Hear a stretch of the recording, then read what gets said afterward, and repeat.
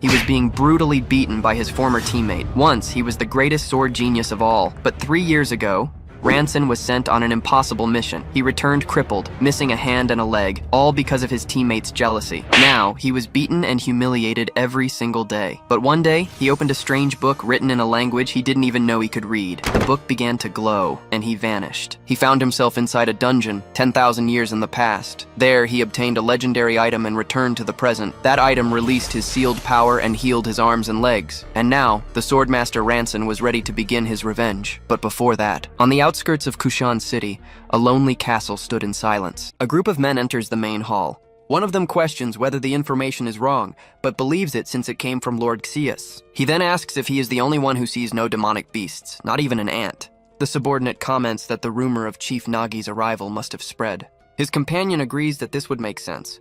They find themselves in a vast hall, now in ruins. One of the men wonders what place that is since it was not on the map. Another points toward an exit with a staircase leading upward. Before them lies a staircase and a corridor. The subordinate looks at the map and says they should go up since the other path seems ominous. Nagi recalls that the Ilneon gang was supposed to take care of the upper floor. He then points toward the corridor and states that they will go that way, and with a gesture orders the group to move forward. But the subordinate questions the sudden order. Nagi insists that he go. The lackey then obeys his chief and turns to leave. Under the commander's gaze, he enters the dark corridor. From there, he turns around and reports that there is nothing there. Another man also reports to Nagi that there is nothing, as a creature emerges behind him. The beast attacks the man. A pack of wolves emerges from the darkness. The creatures advance, and then the entire pack runs out of the corridor. A barrier rises from the ground, blocking the passage. One of the men reacts to the appearance of the creatures. The group now finds itself surrounded by wolves in the middle of the hall. One of them asks what they will do with so many demonic beasts. The commander grabs him and throws the question back at him. He shouts that if they want to live, then they must fight. Then he orders his men to move out and block the creatures. The beasts advance and attack the rest of the group.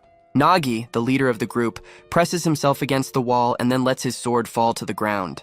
One of the wolves leaps toward him to attack, but the creature is struck in the neck by an arrow.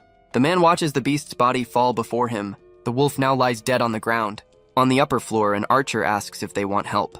The commander recognizes him and calls out to his brother, Ranson. Ranson lands on the ground and comments that the timing was perfect. He then tells Nagi to watch closely. Ranson grips his weapon and declares that this is the level of a master swordsman. The wolf then lunges forward to attack, but he pierces the creature through its mouth. With a single strike, he cuts the animal in half. The other beasts rush toward him. Ranson then attacks and brings down the entire pack at once. The remaining men celebrate the victory of the newcomer. Ranson now stands amid the bodies of the wolves. Nagi approaches and praises him, saying that a master swordsman is on another level. He then wonders what reward Count Xius will give him. Nagi claims that he could have handled all of that on his own, but Ranson replies that he is only first-rate with his mouth, since his swordsmanship is low class. He then advises him to train more if he wants to become stronger. Nagi agrees with a smile on his face. He then states that he will have to do so. In the ruins of Ilneon, in the city of Kushan, a camp has been set up. Bursun runs toward Ranson and asks him about the reason for his delay. Ranson apologizes and says that unforeseen events occurred. Bursun informs him that Count Xius was there and that the situation is not good. Ranson then asks what happened. He hands him a scroll and says that the Count took the children. Ranson opens the scroll to read the message, but its contents leave him in shock. The scroll orders him to kill Delkashu and return. The Blood Count Delkashu is a powerful vampire who possesses true blood. He is also the master swordsman who rules the city of Kashu, making him Xius's mortal enemy. And in order to receive Xius's support, they end up doing all kinds of dirty work for him. Prince Ranson only wanted to leave that place with the children and live in peace, but Bursun laments having been loyal to that wretch for more than 10 years. Ranson prepares to depart with his companions. His companion tries to stop him, reminding him that Count Delkashu is a pure-blood vampire, but he replies that he has no reason to live without his brothers. The man questions where he thinks he is going in his condition, since he has just returned. He then replies that they cannot afford to lose any more time, since the children have been taken. Bursun insists that it is too dangerous, since he has specialist-level vampires under his command. Ranson then calls him by name Sir Bursun, and declares that this is an order. The man lowers his head and agrees, addressing him as Your Highness. Ranson then orders Sir Bursun to stay behind and take care of his brothers. He promises that he will surely win and return to fix everything. Bursun watches as Ranson and his group move away. He then clenches his fist and decides that this time he cannot obey that order. In the continental year 1337, on March 11th, the kingdom of Manhwa is in flames. The queen of the kingdom of Manhwa orders them to take Ranson and leave, saying that she will hold them off. But Barsoon, the commander of the knights, refuses and declares that he will stay to protect the queen. The queen then tells Sir Barsoon that what he must protect now is the bloodline of the kingdom of Manhwa. He hesitates to carry out the order. Kneeling before the second prince, she instructs him to survive at all costs. She then reminds him that he must also fulfill his duty to the royal family. The prince tells his mother that he does not want to flee alone. She then removes her necklace and places it around his neck, stating that it will surely help him. With one final request, she asks him to restore the Manhwa royal family. Barsoon swears to dedicate his life to serving his highness, as the sky burns in flames. Unable even to die, he narrowly escapes, carrying only the second prince. He failed to protect them as the capital burned, and he was forced to flee without being able to protect either the king or the queen. Of all days, that day was precisely His Highness the second prince's 13th birthday. The prince, who witnessed the death of his family, looked upon the burning sky as the kingdom of Manhwa came to an end. The kingdom, with its 500 years of history, had perished. They reached the escape route and, together with the last noble heirs and 20 knights, prepared to cross the border. On the first day of April of the continental year 1337, they sail across a raging sea. Amid the storm, the group manages to cross the border into Roxium. On August 23rd of the same year, they finally arrive at their destination. The group enters Robberland, a lawless land that shelters criminals and fugitives from all over the world. After 2 months in the city of Kushan, many knights have died along the way, and now only 12 remain. The second prince, Ranson, is now the only legitimate heir, along with the last successors of the noble families. They must protect them, even if dishonor and misery await them. Their journey leads them to the castle of Count Delkashu, in the city of Kashu. Through a window, they spot a hall filled with bodies. Barsoon cuts his way through the enemies inside the castle. He presses his wound and tells himself to endure a little longer. Then he runs toward where His Highness Ranson is, and he prays that he will please be safe. He finally reaches a blood-stained double door and opens it. Barsoon stops when he sees what lies inside. The throne hall is destroyed and filled with bodies. At the top of the staircase, Delkashu lies dead on his throne, a sword lodged in his chest. Barsoon looks around and asks what happened. After hearing a cough, he spots Ranson on the stairs and calls out to him. His eyes widen at the sight. The prince is lying on the steps, gravely wounded. Ranson says that everything is already over. Barsoon asks if it is truly over. He then remembers the promise he made to the queen to protect the Manhwa bloodline. He wonders whether all their despair and hope will truly end like that. With a determined expression, he refuses to accept such an ending. He then declares that it cannot end this way. With his fist clenched, he approaches Ranson's body on the ground. Barsoon carries him on his back, determined to save His Highness. 3 years later, life goes on in the ruins of Ilneon, in the city of Kushan. 2 children run and play together through the village.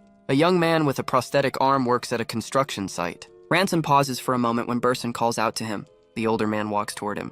From the top of a ladder, Ranson notices his arrival.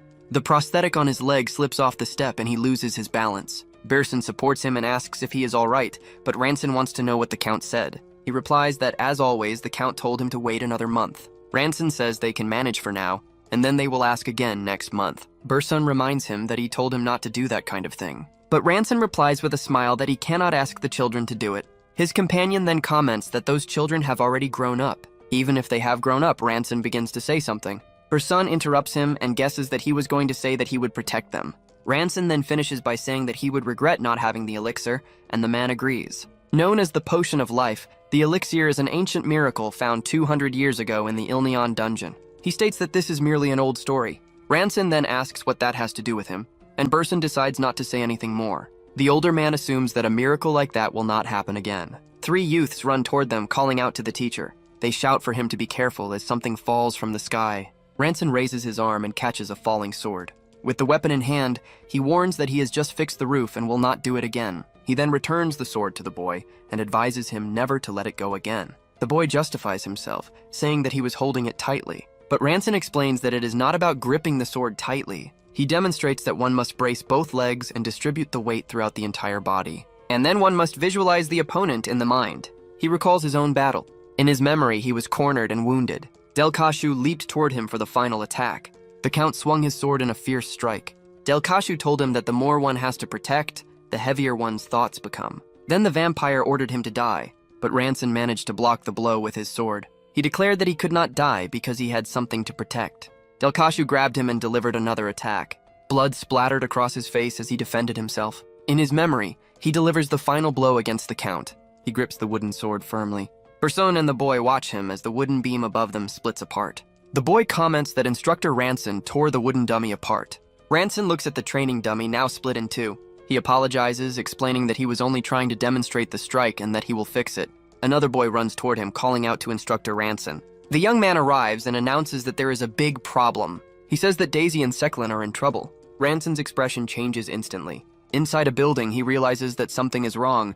He runs down the corridor, stating that this is more than a children's quarrel because he smells blood. Ranson then shouts for the children. In a hall, Daisy and Seclin are facing each other with swords. The girl is Daisy of the Ilneon family. The boy is Seclin of the Ilneon family. Nagi greets him and comments that it has been a while, brother Ranson. Ranson stares at him seriously. Nagi, Xius's vassal, asks what he thinks he is doing. He then explains that they are in the middle of an interview. Ranson repeats the word, questioning the interview. Nagi says that if they show potential, he is thinking of making them his direct bloodline. He then asks how he dares to mix his blood with theirs. Nagi refers to him as brother, and begins to say that even becoming the lowest bloodline would be better. It would be better than being under the command of a broken, crippled man without limbs. Then the protagonist asks whether Count Xius knows about this. Nagi says that his brother truly does not understand the situation, and asks whether he thinks a busy person cares about trivial matters. Ranson asks if he came on his own, even knowing that this is the territory of their family. He confirms that he knew and came because of a rumor that the great master swordsman Ranson lost his limbs, and all of that because of a few brats. Ranson questions what he just heard.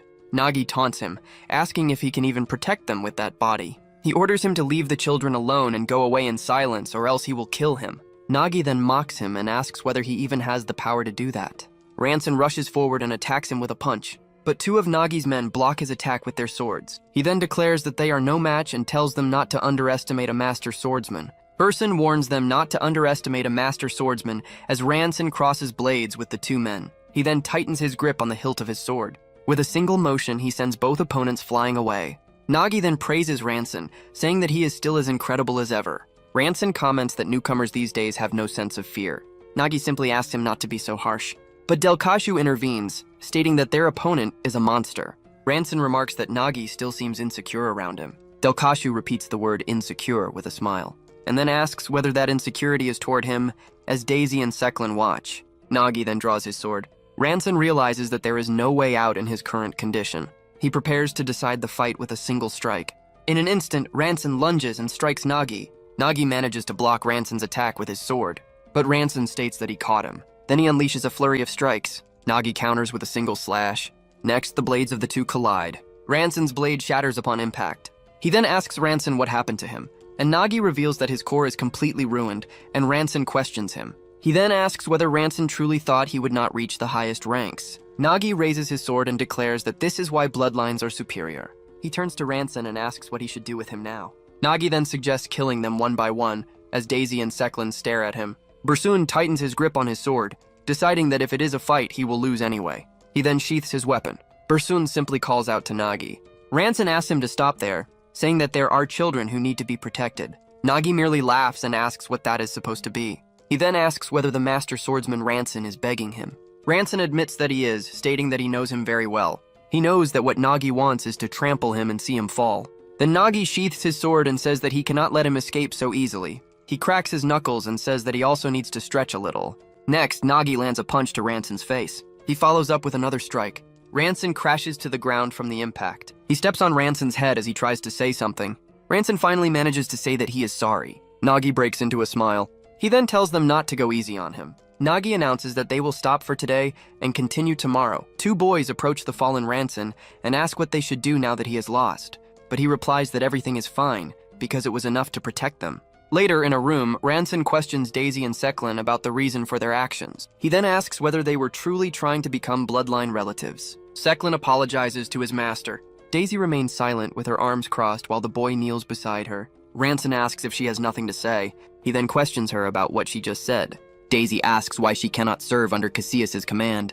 She reminds him that he himself was once his servant. She then asks him if he has forgotten. Ranson explains that because of Cassius's greedy desire to become a vampire, all of his companions and their families died, and he ended up like that. He then asks her if she now wants to crawl beneath him, and asks whether she intends to live by sucking blood. Daisy stands up and retorts, asking what that has to do with him and whether he is her father. She declares that she will take care of her own life, and demands that he stop interfering in her affairs and live his own life. Ranson calls out to her as she runs out of the room, Seclin calls out to his master and then says that Daisy did not mean any harm. And Ranson says that he knows. Seclin continues, saying that sometimes it takes courage to kneel in a situation like that. He then tells Ranson that he must be in a lot of pain. Seclin says that he will ask Uncle Burson for a potion. Ranson thanks him as the young man leaves. Then Burson suddenly enters and asks if Ranson is all right, and Ranson asks him what happened.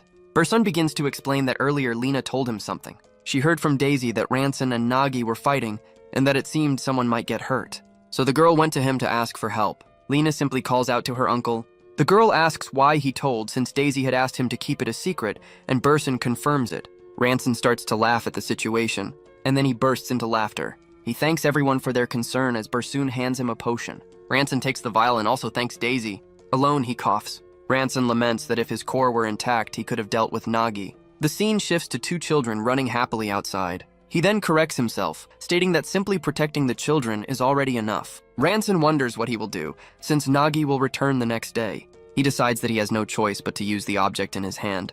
Ranson activates the object in his hand. Then he decides to sell a royal treasure of the Van Roa family to raise funds and protect the children. He considers that the royal seal could be tracked by the Empire, so the only thing worth selling is something else. In the end, he pulls the Book of Destiny from a portal. Ranson opens the book and questions why it is considered a royal treasure. Ancient symbols then emanate from the pages. The book displays a date from the Ruseras calendar, describing the secret chapel of cultists filled with symbols. He is surprised that he is able to read the ancient language. Then the book completely envelops him. A medallion with a star appears. The scene returns to the now empty room. Suddenly, Ranson finds himself among people running and wonders what is happening. He runs along with them, questioning why he is there when he was just reading the Book of Destiny. He stops and realizes that this is not an illusion, but a real place. He recognizes the location as the Ilneon dungeon, but wonders why it looks so new. Then the group stops and he questions what is happening and who those people are. One of the hooded men announces that an intruder has entered the chapel. He then orders them to secure the elixir first. Ranson reacts upon hearing the word elixir. He realizes that the structure is identical to the Ilneon dungeon and that the elixir was excavated there in the year 3673 of the Ruseras calendar. This means that he has traveled 10,000 years into the past. The hooded men approach an altar where the elixir is displayed. Ranson watches the scene and confirms that all of it is real. The elixir is there, proving that he truly returned to the past. One of the men picks up a small vial and states that the elixir is secure. Ranson decides that if he can obtain the elixir, he will be able to recover everything he lost. He then counts a total of 12 people around him. He tightens his grip on the hilt of his sword, considering whether he should kill them all and take the elixir. But one of the men orders them to split into pairs and search for the intruder before taking the offering. One of the men assigns the tasks, sending Kaltik and Crumb to the eastern passage and Seirung and Totun to the western one. He then assigns Saruas and Ranson to the northern passage, and Ranson is surprised that he knows his name. He wonders why those people from the past recognize him as an ally. Ranson concludes that only a powerful mind-altering magic could cause this, and questions what the Book of Destiny truly is. His new partner draws his attention, asking why he is standing there doing nothing. The man then urges him to hurry. Ranson decides that for now he will gather information and look for an opportunity. The two walk together down the corridor. They then come across a woman, but she lunges forward and attacks his partner. He defeats her in a single motion. The attacker then turns toward Ranson. Ranson questions the transparent trail left by the strike. The man attacks, but Ranson blocks the blow with his sword. He then tightens his grip on his weapon with force. With a single movement, Ranson pushes him back. He then comments that the sword's durability is terrible. The attacker wonders whether that is a sword aura or something else. Ranson realizes that he is not the only one who finds the situation odd. He then decides to test it once more and readies his sword. Suddenly, he has a sharp realization. Two children appear hiding behind a pillar. They run behind Ranson, who asks why they are there. The man, now protecting the children, accuses him of having no shame for allying with cultists who kidnap children. She questions him, asking whether he plans to kidnap children and use them as living sacrifices. The scene then shifts to Burson serving a meal to his family. Ranson is also present at the table, smiling. Back in the present, other cultists arrive at the site and ask what happened. They then ask Ranson whether Saruas was defeated by the intruder, and he confirms it. Their leader then orders them to join forces. The cultists advance in a coordinated attack. The woman is surprised by the sudden assault as the children hide. Ranson turns to her and says that they should be on the same side. Two cultists run down the corridor toward them. One of them points at the fight and shouts that he found them. He then wonders whether Ranson was ambushed and orders them to help him. The woman crosses her sword with Ranson's. Ranson simply observes the scene. He then attacks one of the cultists from behind. Ranson stabs him, and the cultist accuses him of betrayal. Ranson then stands over the man's body. He thanks her for the small performance, which made it easy to kill him. He explains that the man attacked him recklessly, so he merely retaliated to save his own life. Ranson then asks her to continue helping him just as she is now. One of the cultist leaders approaches, stating that he cannot read that guy. He stops in front of the fallen bodies and asks Ranson whether that was a betrayal. The cultist comments that the resentful spirit of someone who died bitterly from betrayal is not bad at all. Ranson and the woman stare at him as he adds the chaotic nature of betrayal itself, and states that with the soul of a noble knight, the Lord will be even more pleased. The woman laments not having called for reinforcements, as she did not expect an advanced specialist to appear there. She glances to the side. The children cower behind her. She then corrects herself, stating that she is an intermediate-level specialist. The woman admits that she cannot defeat him alone, and proposes attacking first, so that Ranson can look for an opening. She then rushes forward and attacks the cultist. He blocks the strike, and hits her with a punch. The woman prepares for a counterattack, but he manages to evade her sword. The cultist smiles and prepares to deliver the finishing blow. She simply looks upward toward the imminent attack. Ranson watches the scene carefully. He then steps forward. In an instant, Ranson lunges forward at high speed. He then delivers a spinning slash against the cultist. Ranson's attack is blocked by an artifact, and the woman watches the scene. She then rushes in to attack the cultist. He smiles and asks whether she thought he would have died without that. Then Ranson fights against the cultists. Ranson struggles to block the blows, unable to predict the path of the sword. The woman positions herself to attack the cultist from behind. She attacks, but he turns around and blocks her strike. The woman then turns to Ranson and asks what he is doing. She questions why he is so weak, and he merely looks at his hand. The cultist taunts him, questioning the usefulness of his technique, since he is nothing more than a mediocre swordsman. He then attacks her with a powerful blow. The woman is thrown away by the impact. The cultist prepares to attack again. He bids farewell to Ranson, who recalls all the work he endured under Count Cassius's command. Then Ranson decides to show him what a mediocre attack can do. He then uses his aura thread technique. Ranson charges forward and attacks the cultist with his blade. The man is surprised, as Ranson's power is on a completely different level than before. The two then collide in a mutual clash. Ranson strikes him with a giant hand formed by his technique. The cultist is hit by the attack. He stares at Ranson. Ranson then stabs him in the chest, but his sword breaks and he falls to the ground. The woman merely watches him from a distance, fallen. Ranson gets up and, standing over the cultist's body, asks what he is. He then kneels down and begins to search the man's body. Ranson finds a small wooden box. He opens it and finds the elixir, stating that it is there. Ranson prepares to drink the contents of the vial. The woman questions him about what he is doing. Then the cultist's body dissolves into particles as she calls out to him. A golden pocket watch appears. The scene shifts to ancient ruins under the moonlight. Daisy is outside, wondering where her brother went at that hour of the night. She speaks with Burson, saying that she needs to apologize to Ranson, even though it is late. Daisy approaches the house, wondering if he has already returned. Her eyes widen. She finds Ranson lying on the ground. The girl then calls out for her brother. Ranson is unconscious, holding the wooden box. Beside Ranson's bed, Daisy and Burson watch him in silence. She says that she will stay by his side, and Burson asks to be informed when he wakes up. Daisy then agrees with a simple nod. Alone, she continues to watch over him. Ranson remains unconscious on the bed with his injuries. She stares at him intently for a moment. Suddenly, Ranson moves on the bed. He raises his prosthetic hand and denies having drunk at all. Then he suddenly wakes up, gasping. Ranson looks at his own hand, confused. Then he turns and notices Daisy's presence. Relieved, she calls him brother and asks what happened, why he disappeared, and why he was covered in blood. He remains silent, leaving her confused by his lack of response. Ranson sits up and asks why she is staring at him like that, confirming that she called him brother. Embarrassed, she denies having said that, but he points out that her eyes and cheeks are swollen from crying. With a smile, Ranson asks if she was truly worried, and Daisy confirms it, asking if she should not have been. He then thanks her and pats her head, and she complains that she is no longer a child. Ranson reflects that it had been a while since he last played around like that with Daisy. Suddenly, he brings his hand to his head and loses his balance. She panics and calls out to him as he leans toward the edge of the bed. Ranson looks at his hand and realizes that it was not a dream. It was real. Daisy questions him about his body and then removes his arm prosthesis. Ranson stands up and declares that his body has returned. He staggers forward, declaring that he has returned. Then he collapses to the floor and Daisy screams his name. Voices echo about his arms and legs having grown back and warnings not to pull his arm. Ranson slowly opens his eyes, confused. Burson, Daisy, Seclin, and little Lena stare down at him.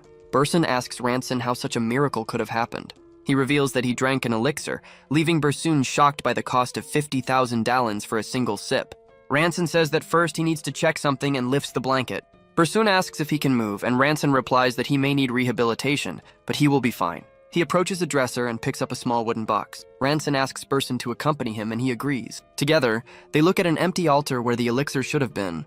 Bursun asks him what is going on, but Ranson admits that he also cannot believe the situation. He opens the box, revealing a key, and says that he needs to check something. A memory shows that security was especially reinforced around the key. This leads him to conclude that it is the key to opening a secret space. He raises the key, and a summoning circle manifests from it. The circle then rapidly expands around the two of them. Ranson wonders what it is. Before them, a secret room is revealed, containing treasures and a mannequin wearing a cloak. The gold coins alone are worth 5,000 dalens, and beyond that there are artifacts, ancient swords and armor, and even basic tools. Bursun questions Ranson about how all of this happened, first with his limbs regenerated, and now this. With a hand on the back of his neck, Ranson admits that he also cannot believe it. Ranson then reveals that he traveled to that very same place 10,000 years in the past. The revelation leaves Bursun completely shocked by what he heard. Then he realizes that everything was real. Ranson wonders whether the artifact's power is not single use, and whether he can return to the past repeatedly. He calls out to Bursun and states that there is something he needs to do first. Elsewhere, Delkashu smiles with satisfaction. He stretches on a bed surrounded by bodies on the floor and comments that this is what it means to live. He calls out to Ranson and asks whether they should go see that trash. When he opens the door, he comes face to face with Ranson and asks what that is. Nagi asks if Ranson came there to greet him, but then he notices Ranson's arms and legs and questions him. Nagi orders his men to quickly inform the Lord that Ranson has recovered his core. Ranson draws his sword in response and lunges forward with a swift slash. The attack surprises one of Nagi's men. The strike hits him squarely in the chest, and the other man is struck the same way. Nagi stares at him, unable to understand how that was possible. Ranson tightens his grip and charges toward Nagi. He runs across the hall, ready to attack. Nagi draws his sword to defend himself. Then he blocks Ranson's strike. With a smile, he asks whether Ranson intends to fight using an aura thread instead of a full blade. Nagi realizes that Ranson's core has not fully recovered yet. Ranson grips his sword firmly. He simply asks, "So what?" Then Ranson prepares to attack again. Nagi takes a combat stance, stating that he is different from 3 years ago and that he is now an E-class noble. He boasts about his superior physique and his immortal regenerative ability. He would be a worthy opponent even for a master swordsman. Ranson's attack surges toward Nagi. He is struck head-on by the blow, and Nagi's head is severed from his body by the sword strike. The decapitated body then dissolves into particles before Ranson. He kneels and states that his core has recovered, but he still needs to gather his aura again. At another time, Daisy asks him whether he truly went back to the past and drank the elixir. Ranson confirms it and explains that he used a treasure of the Manhwa royal family to return to the past. Bursun then asks whether he can return again, but Ranson says he does not know, since the item no longer showed any reaction. A woman named Sei Milan expresses her doubts, suggesting that perhaps an artifact from the Age of Magic could make it possible. Ranson reflects on whether something so small could truly contain divine power, no matter how ancient the technology. Daisy interrupts him, questioning the elixir discovered 200 years ago, since he drank it 10,000 years ago. He then realizes something and exclaims that she is right, leaving her confused. Ranson remembers that he drank only half of the elixir before returning. He asks Bursun whether there is any record that only half of the elixir was found, but Bursun has never heard about the quantity. With his hands raised, Ranson concludes that in that case it is impossible to know. They wonder whether a complete elixir was originally discovered, or whether history was altered because Ranson drank half of it. Sei Milan then warns him that if he can return to the past again, what he did there could change the entire world. Ranson is asked what he would wish to achieve if he could change the past. He reflects for a moment on his objective. His first goal is revenge for losing his parents and siblings overnight, and his duty as the last member of the Manhwa royal family is the reconstruction of the kingdom. But Ranson states that to do that, he must first kill Count Sius. He remembers when he believed that his family's safety would be guaranteed if he became a vassal of the Lord of Kushan. But he realizes that happiness gained through another person's hands cannot be firm. Sei Milan warns him that Count Xius is strong, as he was already a master swordsman and has now taken Delkashu's true blood. Ranson says that this is not an option, and wonders how Xius will react when he discovers how insane he has become. Gathered around the table, he declares that this is an unavoidable fight for everyone. He then informs them that the tax report that must be submitted to Count Sius is due in 3 weeks. Ranson states with conviction that they must settle the matter before then. Ranson trains alone with his sword in a ruined arena. He recalls the swordsmanship used by the cult members 10,000 years ago. It was a persistent and solid technique, possessing a cutting energy. One of the cultists mocked the usefulness of an aura blade. and called him a mediocre swordsman who could not read the mind of the sword. But Ranson feels as if he is conversing with the blade itself, or rather, as if he has become the sword itself. Then he opens his eyes with a new perception. He grips the weapon and declares that he now understands. Ranson states that it is definitely not an aura. Daisy runs toward him, shouting that something terrible has happened. The mention of Count Xius's name puts him on alert. In his hall, a man informs the Lord that Ranson's family has been invited to the castle in 3 days. Delkashu states that he has waited a long time for the nobles of the kingdom of Manhwa, and that the time has finally come to use them as sacrifices. Ranson reflects that there are only 3 weeks left until the tax deadline, and now the Count suddenly invites them. Burson raises the possibility that the Count has discovered Nagi's death, but Ranson doubts it, believing that he would blame the rebels. Simulan intervenes, saying that the real problem is that their plan to assassinate the Count was ruined by the sudden invitation. She reveals that their only chance was when Count Xius performed his ritual, piquing Ranson's curiosity. Simulan explains that since what happened to his brother, the Count leaves the castle once a month to perform a ritual alone. Daisy adds that she also saw Xius's men kidnapping children. Simulan concludes by stating that villages unable to pay taxes were exterminated, and that everyone, both bodies and children, is used as sacrifices. Ranson asks why he would prepare corpses and living offerings to abase himself before a being he does not even understand. He laments how much everything changed while he was confined at home with his injured limbs. Ranson then asks Simulan how she knows all of this. She simply replies that she has an information network. He grows agitated, questioning how she went alone to such a dangerous city. Simulan simply reinforces that their plan has been completely ruined. Burson comments that Saya is already 20 years old and an adult, but Ranson retorts that it is still dangerous for her to walk through the city alone. Daisy then calls him brother. She asks him whether he can truly defeat Xius. Holding his sword, Ranson replies firmly that he must. He then places the blade on the table and states that with it, they have a chance. Burson recognizes it as the King's Sword, a weapon forged by refining celestial silver steel with aura. Ranson raises it and declares that corrupted beings like vampires cannot withstand this blade. Simulan says that she believes in him, and that if they fail, they can simply die together. Her declaration leaves him visibly surprised. She then closes her eyes and says that she was only joking. Simulan concludes that in any case, they need to find another way to kill Count Xius. Ranson states that it is risky, but it may be the only option at the moment. The scene shifts to the village of Rera, where some children run through a field. One of the boys shows an enormous mushroom he found, but his friend claims his is even bigger. Excited, one of them runs off, suggesting they go home to measure which one is bigger. The village is suddenly engulfed in a massive fire. Frightened, the villagers wonder what is happening. A knight attacks one of the villagers with his sword. Another man is stabbed from behind by a soldier. A body is then unceremoniously thrown onto a cart. The knights observe the destruction they have caused. They spot the children and order that no one be allowed to escape. A group of soldiers approaches the boys. The boys find themselves cornered by the knights. An arrow is fired at high speed. The projectile strikes one of the knights in the head. More arrows instantly bring down 2 other soldiers. The children look in surprise toward the direction from which the shots came. An archer approaches and asks if they are all right. One of the boys asks him who he is. He introduces himself as Libera Piet Randa. The children repeat the name, confused. Then they recognize him as the Baron. Randa says that they will talk in detail later. For now, he says they need to leave that place. One of the boys shouts that his mother is still there, but Randa pulls them away from the fire. He realizes that no matter how many of his men they kill, it is impossible to stop it. Randa watches the village in flames and concludes that the Count has truly crossed the point of no return. The scene shifts to the Count's castle under the light of the full moon. Inside the walls, carts carrying covered bodies are lined up. A soldier oversees the line of carts. A subordinate informs Delkashu that a total of 116 bodies were brought in, more than the designated quota. Delkashu says that he will take care of the rest and dismisses him.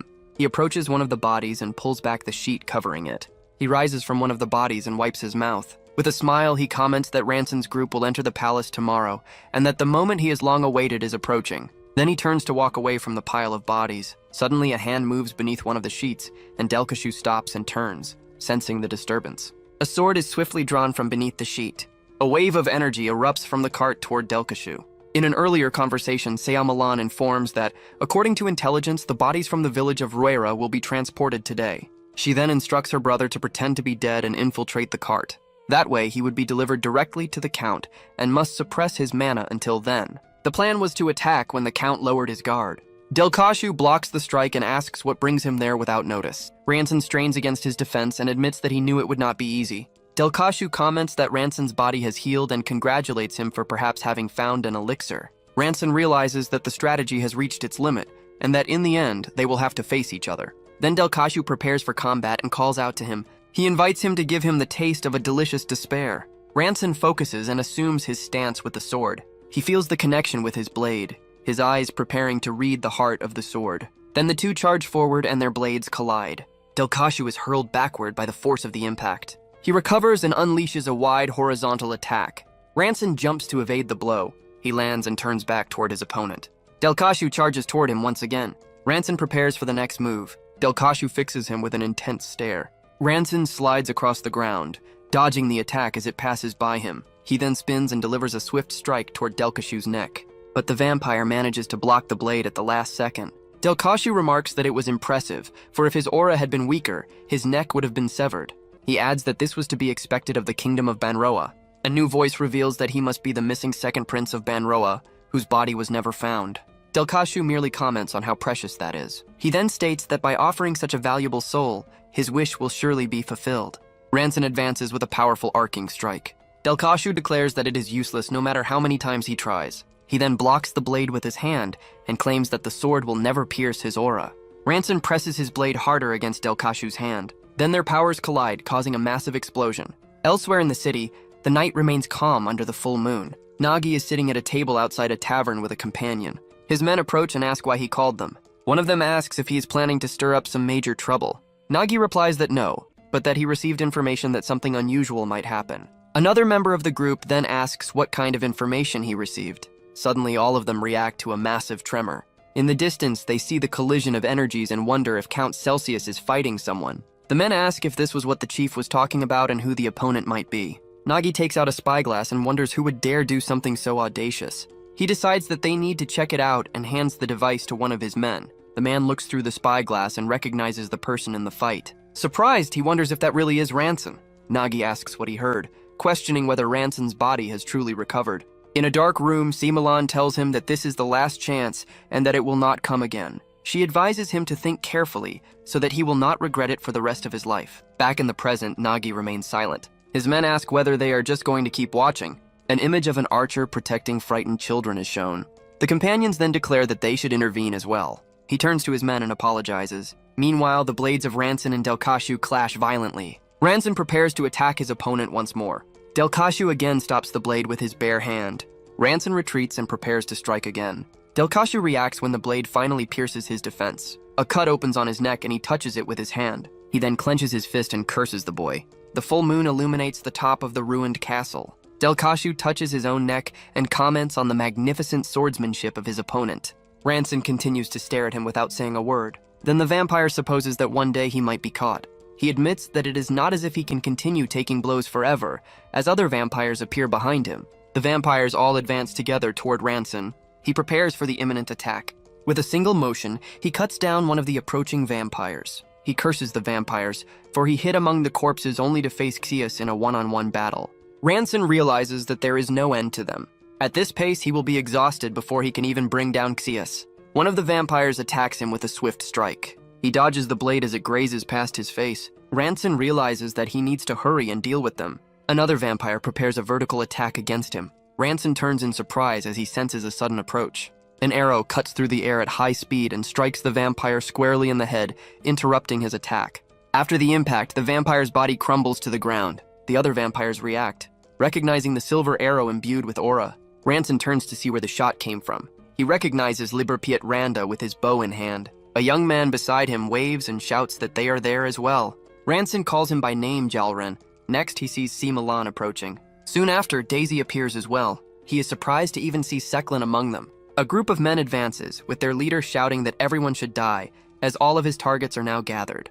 Liberapiet aims his bow once more. Simulan extends her hand forward. Jalron fires his arrows and strikes down two vampires at once. Daisy and Seklin fight together, defending themselves against enemy attacks. Ranson asks why they are all there, worried about the possibility of them getting hurt. Daisy scolds him for trying to do everything alone, stating that everyone is here now. She declares that this is something they need to face together. Jalran agrees enthusiastically. He then tells his brother to focus solely on the Count. Ranson reacts to his companion's words. He understands that it is no longer the time to treat them like children. His gaze becomes focused and resolute for battle. Ranson raises his sword and declares that there is a bastard he needs to deal with. Delkashu asks whether he should start by tearing off his arm. The vampire's arm transforms, growing larger and sprouting sharp claws. Delkashu attacks with his transformed arm, but Ranson blocks the blow with his sword. He then brings his hand to his neck, and a barrier manifests, repelling the vampire's attack. After the explosion, Delkashu's arm is completely disintegrated. He looks at his own shoulder and questions what just happened. Ranson raises a broken necklace and shouts that it is the necklace of protection. The necklace he found in the ruins shatters on the ground, having fulfilled its purpose. Delkashu stares at him, leaving an opening after his all-out attack. Ranson seizes the moment to use his secret trump card. He declares that the heart of the sword and his heart become one. Then he charges forward to deliver the strike. Ranson releases a powerful whirlwind-shaped attack.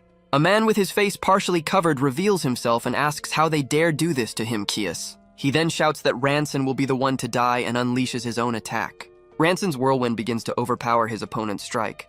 Xias is struck head-on by the attack. A fissure opens at the neck area, cut by the continuous assaults. Through that opening, Ranson prepares for the final blow. He lunges forward with a direct and precise thrust. The strike hits Xias directly in the neck. Ranson remains in his stance, panting after the final movement. Ranson stands as Xias's body collapses to the ground. The head of the vampire lord rolls across the ground, defeated. Fallen, Xias asks whether that is a soul blade. The young man explains that he merely tried to mix the key of the ancient sword with an aura blade. He then wonders whether that truly is a soul blade, the symbol of a grand master. Suddenly, one of the remaining vampires clutches his chest and screams. Daisy and Jalren watch as the other vampires fall one by one. Nagi's men wonder whether they are dying from shock and what is happening. Xias's body disintegrates as Ranson realizes that he truly killed him. The archer calls out to him by the title, Sir Ranson. Liberapiet then confirms that he truly killed Xias. Liberapiet explains that, according to the records, vampires who lose their progenitor lose their senses for 1 or 2 days. Ranson asks whether they will recover in a few days, and the archer confirms that now is the perfect chance to eliminate the remnants. He then asks for permission to exterminate all those bastards before the night ends. With a smile, Ranson replies that they are the ones who should be asking him for permission. Liberapiet bows and thanks him, saying that thanks to him they avenged their comrades. Ranson watches him with a faint smile. He extends his hand and says that he will count on him so that together they can make the city a good place to live. Then he says that he was going to tell him later, but has no choice since he arrived so suddenly. He reveals the crest of the Pietro family, explaining that 300 years ago, his family was also part of the nobility of Gloryland. Liberapiet hands him the crest and asks him to accept it. The archer kneels before him and swears that from that moment on, he will serve him as his lord. From afar, Simulan remarks that she knew he would go so far as to give him his crest. Ranson asks Simulan whether she knows Liberapiet well, and she explains that her information comes from him through her connections. He looks at her in surprise. Then he questions her about collaborating with rebel forces, but she says that she only helped a little. Simulan suggests leaving the rest to Sir Liberapiet and focusing on finding evidence of the Count's crimes. She explains that the more the Count is discredited, the greater the citizens' support will be. Ranson agrees with the strategy. With Xias's death, the support of the citizens was necessary to govern the city of Kushan, so they gathered business leaders and local citizens to form an investigative team and collect evidence. Ranson and Simulan arrive at a chapel, and he asks if that is the place. The two look into the interior of the Great Hall. They walk through the area, and she comments that there is nothing important there. He points to a statue, merely remarking that it is cold and unsettling. But Simulan points to something and asks what that is, as an item on Ranson's chest begins to react. Ranson holds the artifact and wonders why it is suddenly glowing. Then the artifact projects unstable energy in front of him. A book materializes from the energy, and he realizes that the object is glowing again, just like that time. Simulan identifies it as the Book of Destiny and suggests that they try to open it. But Ranson refuses, explaining that if they open it, they could be sent to the past again, and his disappearance would cause factions to fight over the territory. She then agrees and tells him to put the object away, and he prepares to do so. Suddenly, the book flies out of his hand and opens on its own in mid-air. An intense light envelops him as the book displays a message. An image of a medallion with a 6-pointed star is shown. He finds himself sitting in a moving carriage under a sunny sky. He covers his face and realizes that he has, after all, been sent to the past. Then he looks around and wonders where he is. The carriage continues along its path through a vast green field. He observes the other hooded people in the carriage, and notices that this time he has companions. But he notices something different about one of his companions. Ranson wonders about the pressure emanating from the man seated in front of him. The man then looks at him and asks if he has awakened, calling him by name. He realizes that this person is on a completely different level from the heretical leader he faced. His hand instinctively goes to the hilt of his sword. Ranson realizes that it is not just that man's presence. He notices that all the mana in the area is swirling around him, which makes no sense even for a Grand Master. The man then reveals himself and explains that they met by chance, and that he took Ranson as his disciple. Ranson understands that this time, he is that man's disciple. Ranson asks when he took him as a disciple, and the man replies that it was a week ago. With a smile, he comments that it is miraculous and seems like divine intervention. Ranson asks for forgiveness and notices the difference in that man's demeanor compared to the other cultists. The man introduces himself as Archduke Rhytena Celsius and declares that his wish is to eradicate the cultists. He then addresses Ranson Manhwa, reminding him that a week ago he became his disciple. Now they are on their way to his castle, where the young man will receive his teachings. Ranson finds it strange that he is explaining the entire situation to him. Celsius says that the young man will be under his care and hopes that his aspirations will be fulfilled. A sudden realization dawns on Ranson, and Celsius asks whether he has already uncovered the truth. Ranson wonders what is happening in the world. He finds Celsius's kindness strange, considering that he sees him as an anomaly, and wonders whether he knows something. Ranson then replies that for him as well, it is an honor to join the Master. He asks him whether he is truly fine with the situation, since he does not even know who he is. Celsius agrees that this is true, and says that for that reason, the feeling he has now is fascinating. But he states that one thing is certain about the event that is unfolding when combined with his own purpose. He concludes that the event may be something he agreed to a long time ago, and Ranson reacts without understanding. Celsius admits that, to be precise, he also does not know, and that it is merely a feeling he has. Ranson questions what he means by it being just a feeling. Celsius then places his hand on Ranson's shoulder. The situation grows increasingly confusing for Ranson as the carriage continues on its way. They approach a massive gate. The carriage finally arrives at the city of Glowing Steel. Ranson observes that somehow he ended up there. Celsius then introduces the place as the City of Knights where he resides. Glowing Steel. Celsius explains that although he is the Archduke, he entrusts most of the governance to his subordinates in order to teach the next generation of scholars. Along the way, he subtly taught Ranson about the common knowledge and etiquette of that ancient era. Thanks to him, Ranson was able to gradually adapt to life there. He does not know how to return home, so he has no choice but to focus on the present. The technology and swordsmanship of that place are more advanced, so he must ensure that he gains something from it, just like last time. Celsius informs him that at the castle they are heading to, he has another disciple. He describes him as a sincere and just young man whom Ranson will soon meet. They finally arrive at the Grand Castle. Upon arrival, Ranson and a blonde-haired woman react in surprise when they see each other. Celsius stands between the two and asks whether they know each other. Eodin Serum replies that they do, and reminds her master that he is the man who helped her at the cultists' chapel about a year ago. Celsius recalls her mentioning that the man used a peculiar sword key, and she confirms that it is correct. He then says that it is fortunate that they know each other, as Ranson is now her junior, and he expects her to teach him well. Celsius explains that he took Ranson as his disciple, but has been incredibly busy lately. Celsius decides that for now, she will be the one to teach him. He then takes his leave, saying that he has matters to discuss with the magistrates and that he will go on ahead. Ranson can barely believe the situation he finds himself in. The blonde-haired woman stares at him, surprised to meet him again as the Archduke's disciple.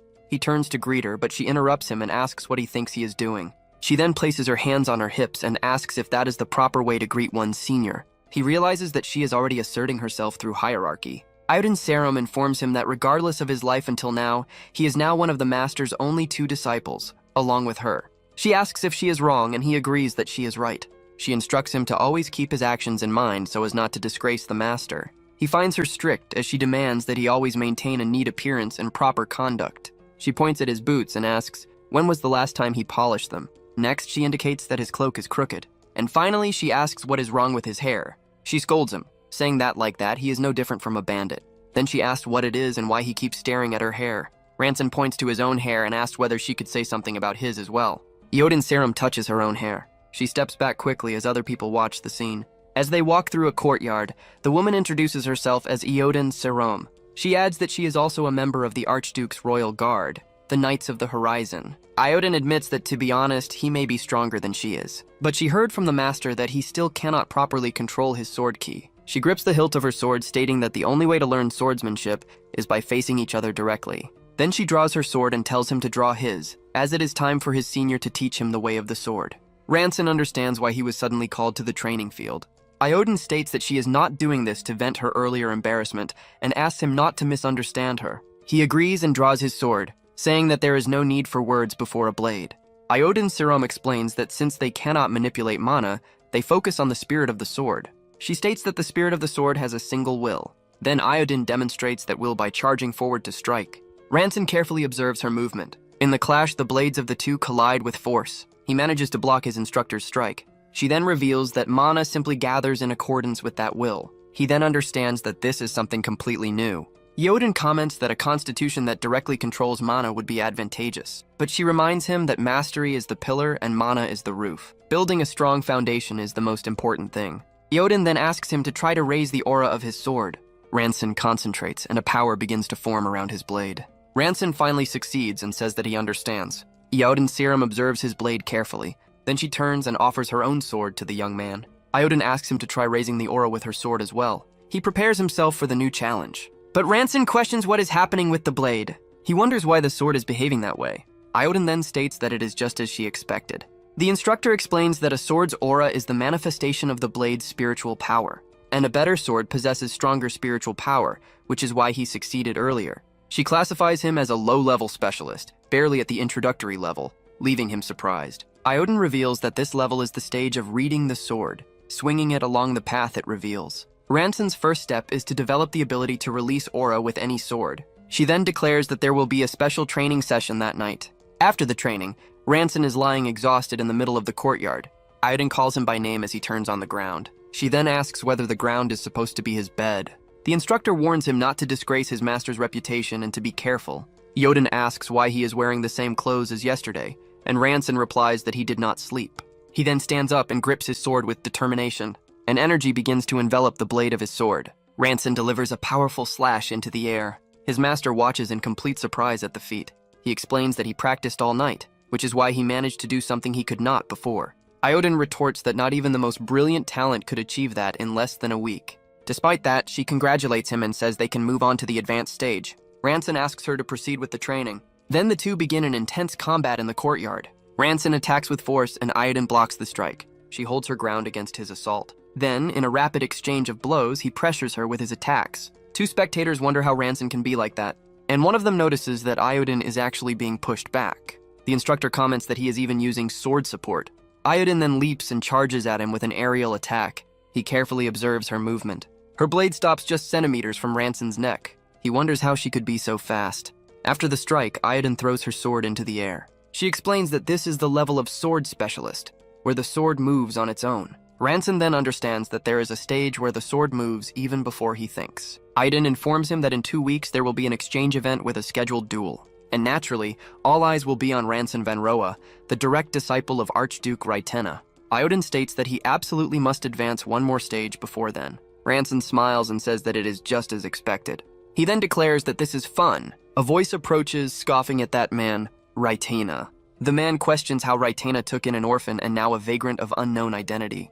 Then Cassigier Celsius reveals himself, criticizing Raitena's choice to accept mere strangers as disciples. Cassigier Celsius says that the Grand Duke's judgment is terribly poor and that he should have inherited the position. Iodin warns him to watch his words as many eyes are watching. He then asks her if she is trying to lecture him just because Raitena declared her his successor. Cassigier continues, saying that she is only an advanced specialist even after everything he did for her. And the novice, Ranson, is nothing more than a pathetic low-level specialist. He then demands to see the treasure that Raitena confiscated, but Iodin says that it cannot be shown. Cassigier again asks if she is trying to give him a sermon. Ranson watches Iodin tolerate the situation and calls her master. He offers to let Cassigier verify whether Raitena's judgment was accurate or not.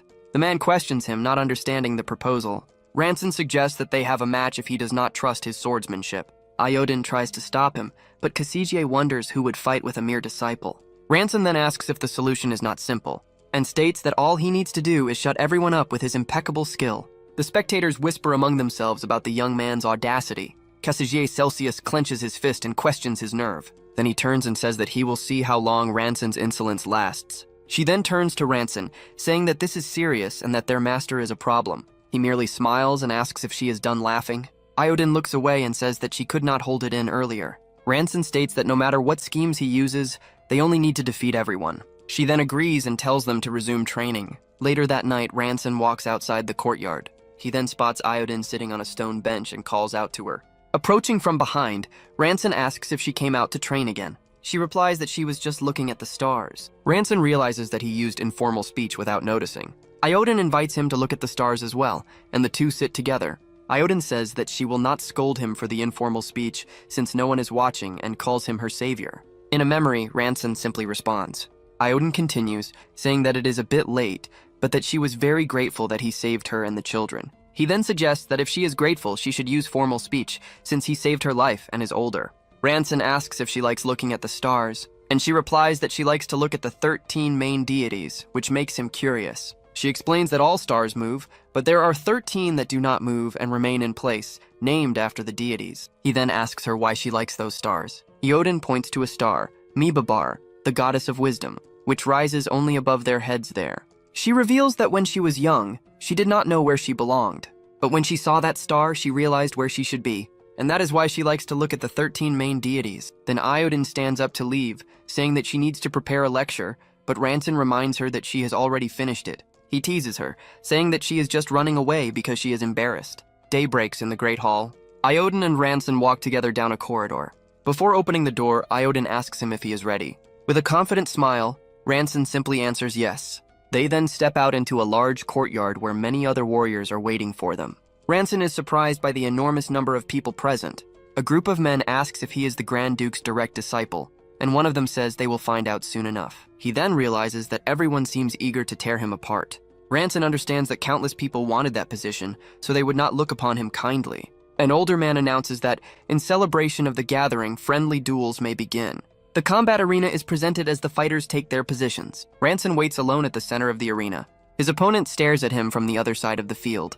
The man says that he does not know why the Grand Duke chose him as his direct disciple, but he claims that this will soon change, because he will win and take that position. Ranson watches him in silence. His opponent then releases his power. Ranson smiles faintly at the challenge. Then he grips his sword and says that he can come at any time. He charges at high speed toward his opponent. The two blades collide with tremendous force. The man is shocked by Ranson's overwhelming power. Ranson then breaks his opponent's blade and prepares for the final strike. The opponent then realizes that he is about to die, and he lunges with his blade toward his opponent's neck. The man falls to the ground, defeated. Iodin watches the scene completely stunned.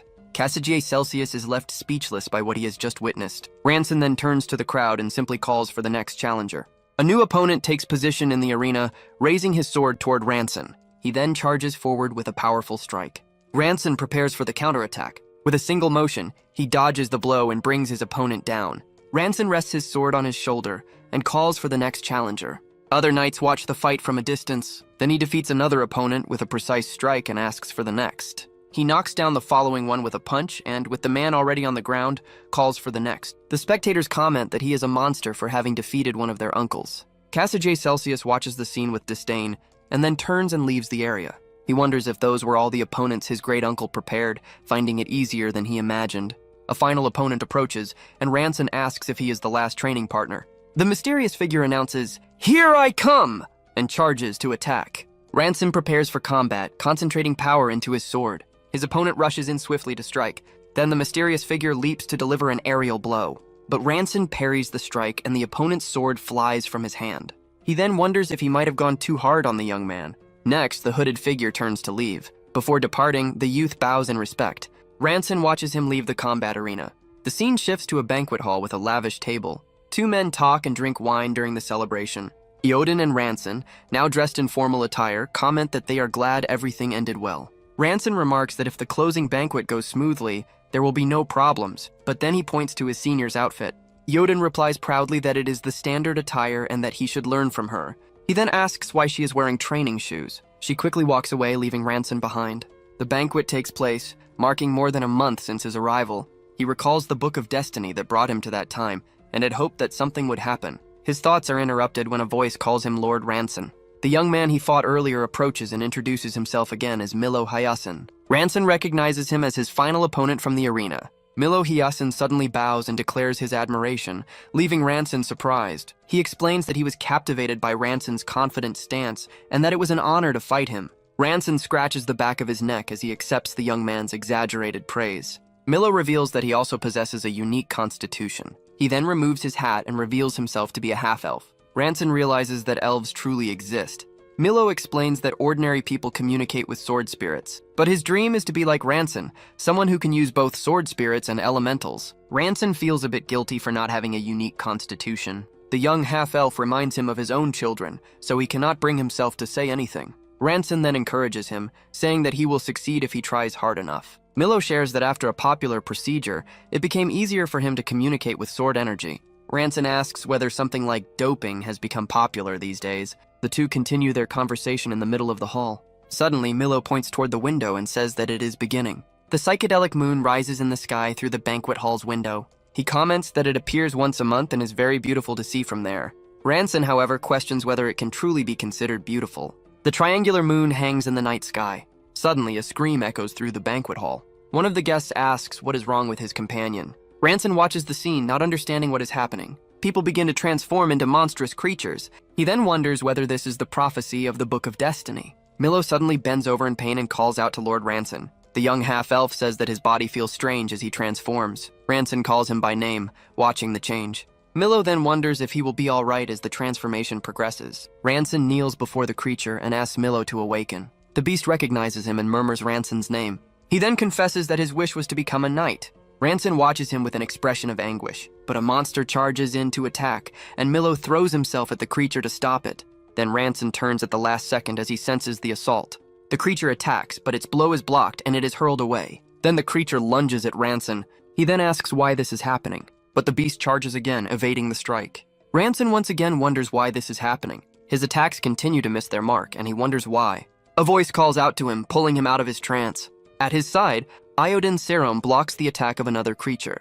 She shakes him and warns that they need to leave now or they will both die, pointing toward the exit. But Ranson hesitates, worried about Milo. In the hall, Milo is overwhelmed and bitten by two other lycanthropes. He realizes it is too late as Iodine pulls him by the arm. With a defeated look, he agrees to leave. As they run, Ranson explains that all the enemies are too strong and that their reactions are too fast. Iodine then looks at him and says that if she can do it, so can he. One of the creatures watches them as they attempt to escape. Then one of the lycanthropes howls, and the others respond in chorus. Suddenly, the pair finds themselves completely surrounded by the monsters. Ranson takes on a determined stance. With a single sword strike, he severs the head of one of the creatures. The monster roars as it is struck. Iodine also springs into action, cutting down another enemy that approaches. Ranson turns and faces three more lycanthropes ahead of him. With a spinning motion, he attacks the creatures around him. The duo fights in perfect sync, carving a path through the chaos. They seize the opening and start running down the corridor again. Iodine warns that they are almost at the exit.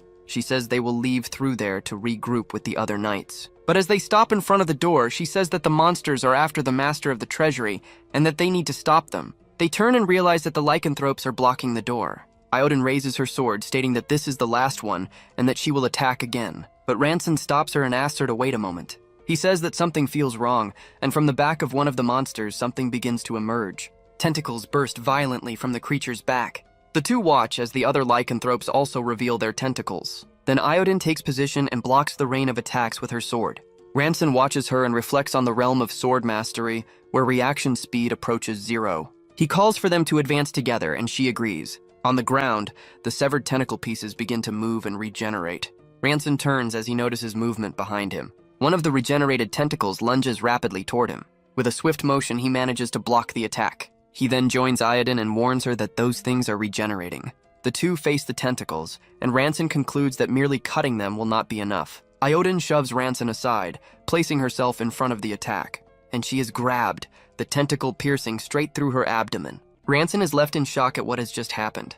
With a shout, Ranson unleashes his power. He swings his sword in a swift arc, cutting down all the tentacles around him. The appendages dissolve, but the remaining liquid on the ground begins to merge again. The main lycanthrope attacks him with its own tentacles. Ranson dodges with a quick movement and strikes the lycanthrope, cutting it in half. He takes a deep breath, regaining his composure.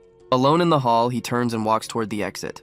Outside, he sees the chaotic battle unfolding across the city. His face is stained with blood as he watches the scene. He then notices a strange light in the sky. He wonders if that light is the cause of all the chaos. Suddenly, Ranson staggers backward. He falls to the ground, lamenting that even though he thought he had grown stronger, he failed to protect anyone. A notification informs him of his failure to alter history. He awakens in an unknown place, questioning the female voice he hears. The voice explains that it is using broken causality to rewind time. She warns him that this power is not infinite, and that failure will result in complete defeat. A book appears before him, and the voice wishes him good luck. The text in the book changes, mentioning that his master has returned a treasure. Ranson is surprised as he reads the message. A medallion with a 6-pointed star is shown. The scene shifts to Ranson traveling in a carriage under a blue sky. He startles when someone calls out to him. A man pulls back his hood and asks if he is all right.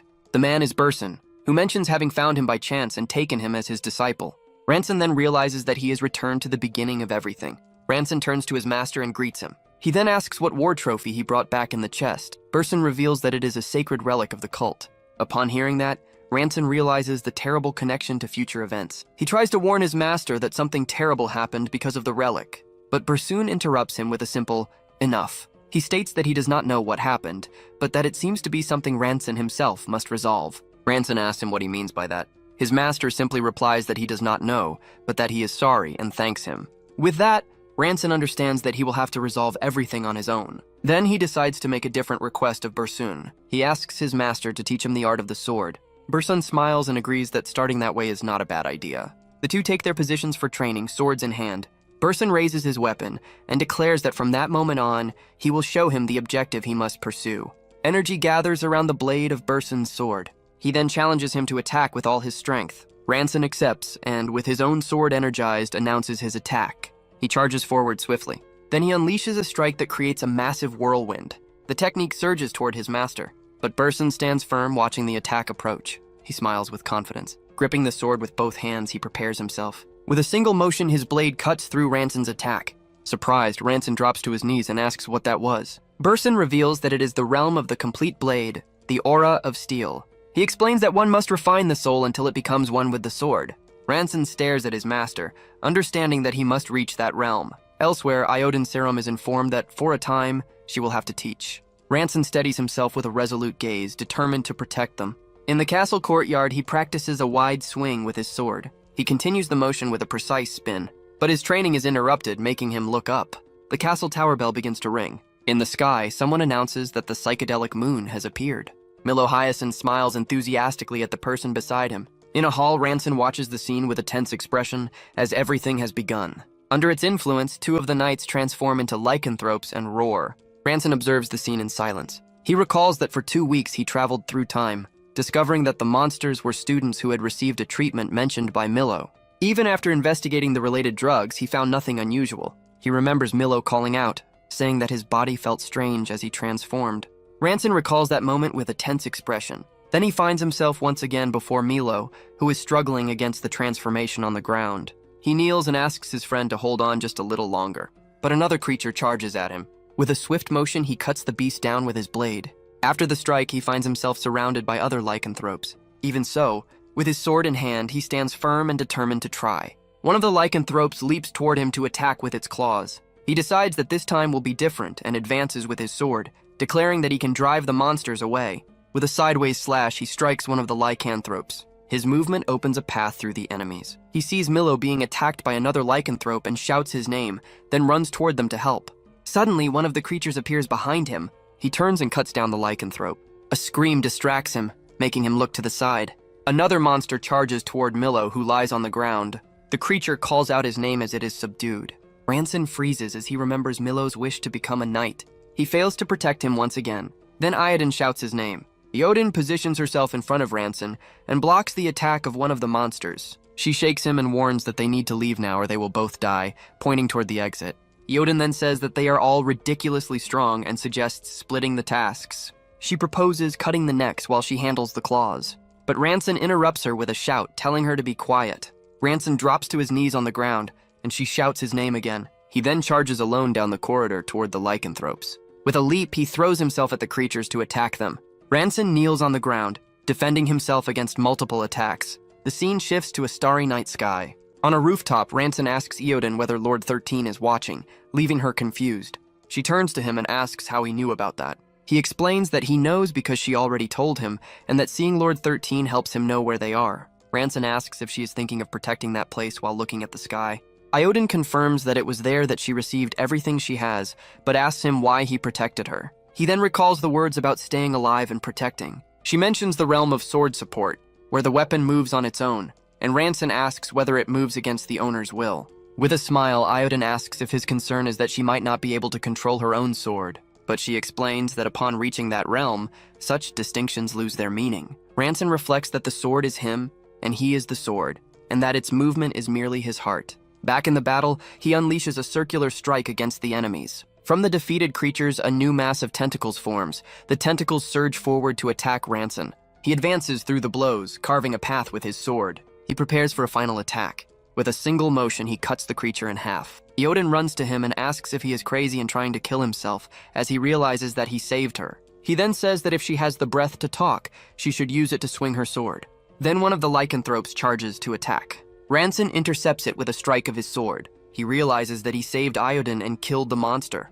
Amid the fallen enemies, he wonders if he finally succeeded.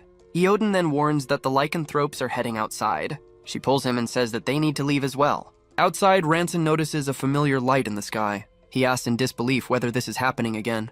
A notification informs him that the alteration of history has failed. Time rewinds once more, consuming the broken causality. In the book, the dates change, showing a new starting point. He finds himself once again in the carriage under daylight. With a determined gaze, he understands that he cannot merely win. Ranson continues his journey in the carriage, reflecting on his path. He understands that his mission is to protect the cult's treasure, but he will not be able to overcome this challenge without reaching sword support. So he turns and calls for his master, and asks him how exactly he can reach sword support. Ranson calls for his master. Then he asks how exactly he can reach sword support. He states that the young man is almost there, only half a step away. Ranson replies that he feels the same. In a battle memory, he charges forward with his sword against a lycanthrope. He strains to move faster, but an enemy attacks him from behind. The need to kill faster becomes evident, and he lunges forward in a swift strike. Back in the present, Ranson says that no matter how he calls, the sword does not move. Sitting beside him, Burson states that calling does not work, and the young man asks him to explain. The master asks whether he orders his heart to beat or his stomach to digest. Ranson replies that he does not. Then the master explains that a sword is not commanded but accepted. He processes his master's words. Sword support means that the blade becomes part of the user, not by command, but by unity. And this support is not a separate stage, but simply the process of becoming one with the weapon. Then two men lift him up as Burson instructs him not to draw his sword, and Ranson asks what he should do. His master advises him not to pull the sword, but to wait for it to pull him. Ranson begins to protest, but he knows there is no time. Elsewhere outside a great castle, Iodin Serum spots him and reacts. Ranson approaches her in silence. She comments that he is still the same as ever. Then he smiles and states that seeing her somehow calms him. The others, including the master, observe the interaction between the two.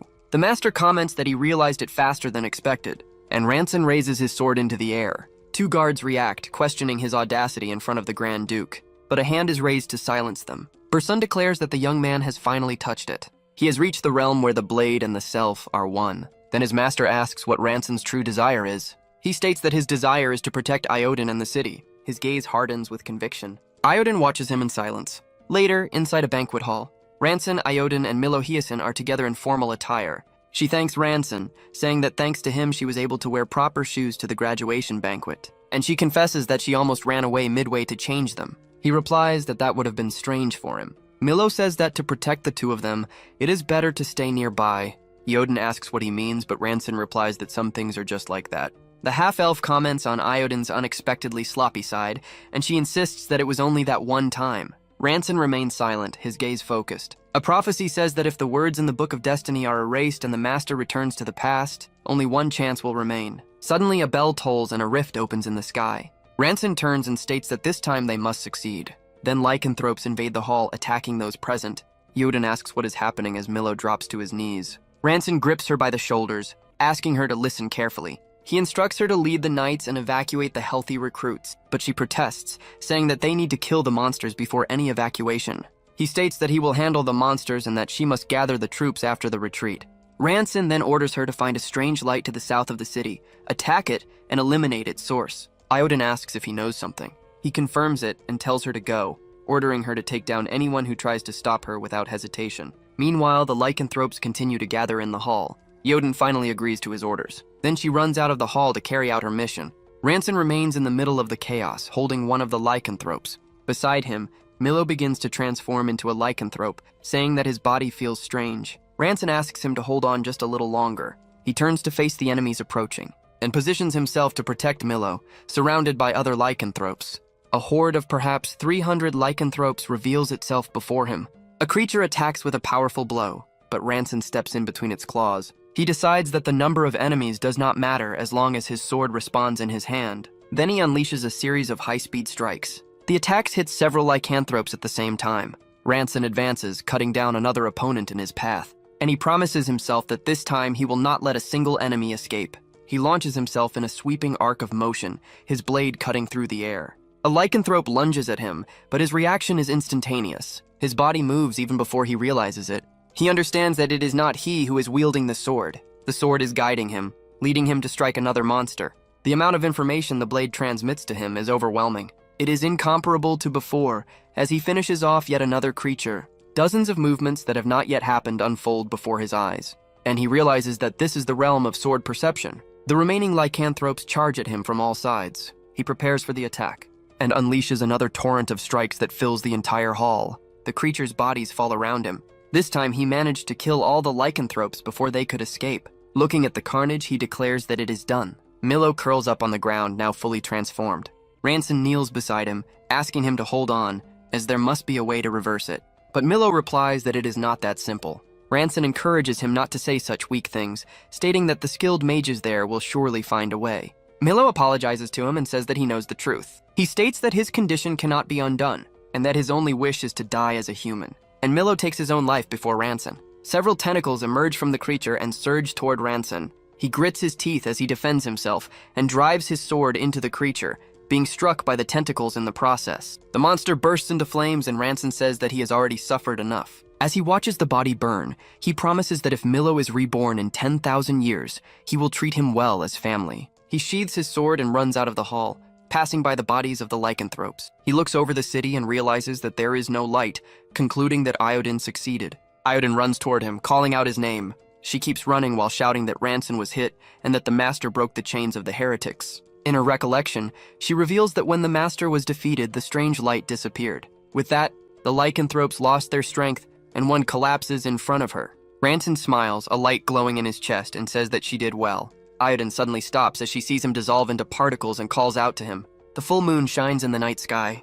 Elsewhere, a younger Ranson walks through a destroyed city. He clutches his chest and laments that he could not tell her that she did well. Ranson looks around and wonders if this is the center of the city of Kushan, calculating that a week has passed since his disappearance. He surveys the city and comments that it is a mess as expected. Since his siblings were not at the Ilneon estate, he leaps from one rooftop to another. He lands and concludes that this is the only place they could be. Then the young man approaches the castle of the Pietro Baroni. Since Ribera knew Sea, he deduces that she must have taken his siblings there to seek refuge. He believes that they must be safe with Ribera, but wants to see for himself. A woman appears behind him with a blade at his back, ordering him not to move and asking who sent him. He realizes that even the slightest movement will get him cut, and recognizes that she is a high-level specialist. His hand grips the hilt of his own sword. In a swift motion, he spins around and blocks her attack. Ranson recognizes her as Katrina, and she stammers his name. She asks excitedly if it is really him, and the young man confirms that it has been a long time since they last met. Katrina, incredulous, asks to take a closer look at him, and he comments that the situation is chaotic. She asks when he returned, and Ranson explains that Sia sent a message 2 days ago about an attack. Then Katrina turns and shouts for everyone to come out. Seclin Ilneon announces that his brother is back. Daisy Ilneon and Simalan hear the news, and the young woman repeats that Ranson has returned. Daisy reacts with surprise at the revelation. From the courtyard, Ranson waves to them beside Katrina. He looks at the gathered group and says that now it finally feels real. Then he embraces Seclin and Daisy, saying that he has finally come home. Once gathered in a room, Ranson says that the joy of reunion is brief and that he will get straight to the point. Seymolan explains that in the week since Xias's death, Ashley has devoured half of the city of Kushan. Ranson asks if she is referring to Ashley, the former bandit leader, and wonders how that could have happened. She continues, saying that they themselves were about to be devoured by Ashley before his arrival. Seymolan adds that he applied blatant pressure, and Ranson asks what kind of pressure that was. She crosses her arms in silence.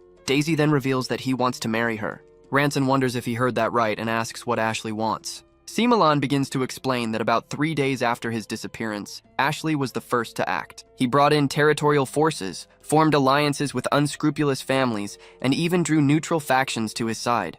In addition, he recruited the Red Warriors, and within 7 days took control of half of the city's armed groups. And now, he has even hired the Cultic Brotherhood.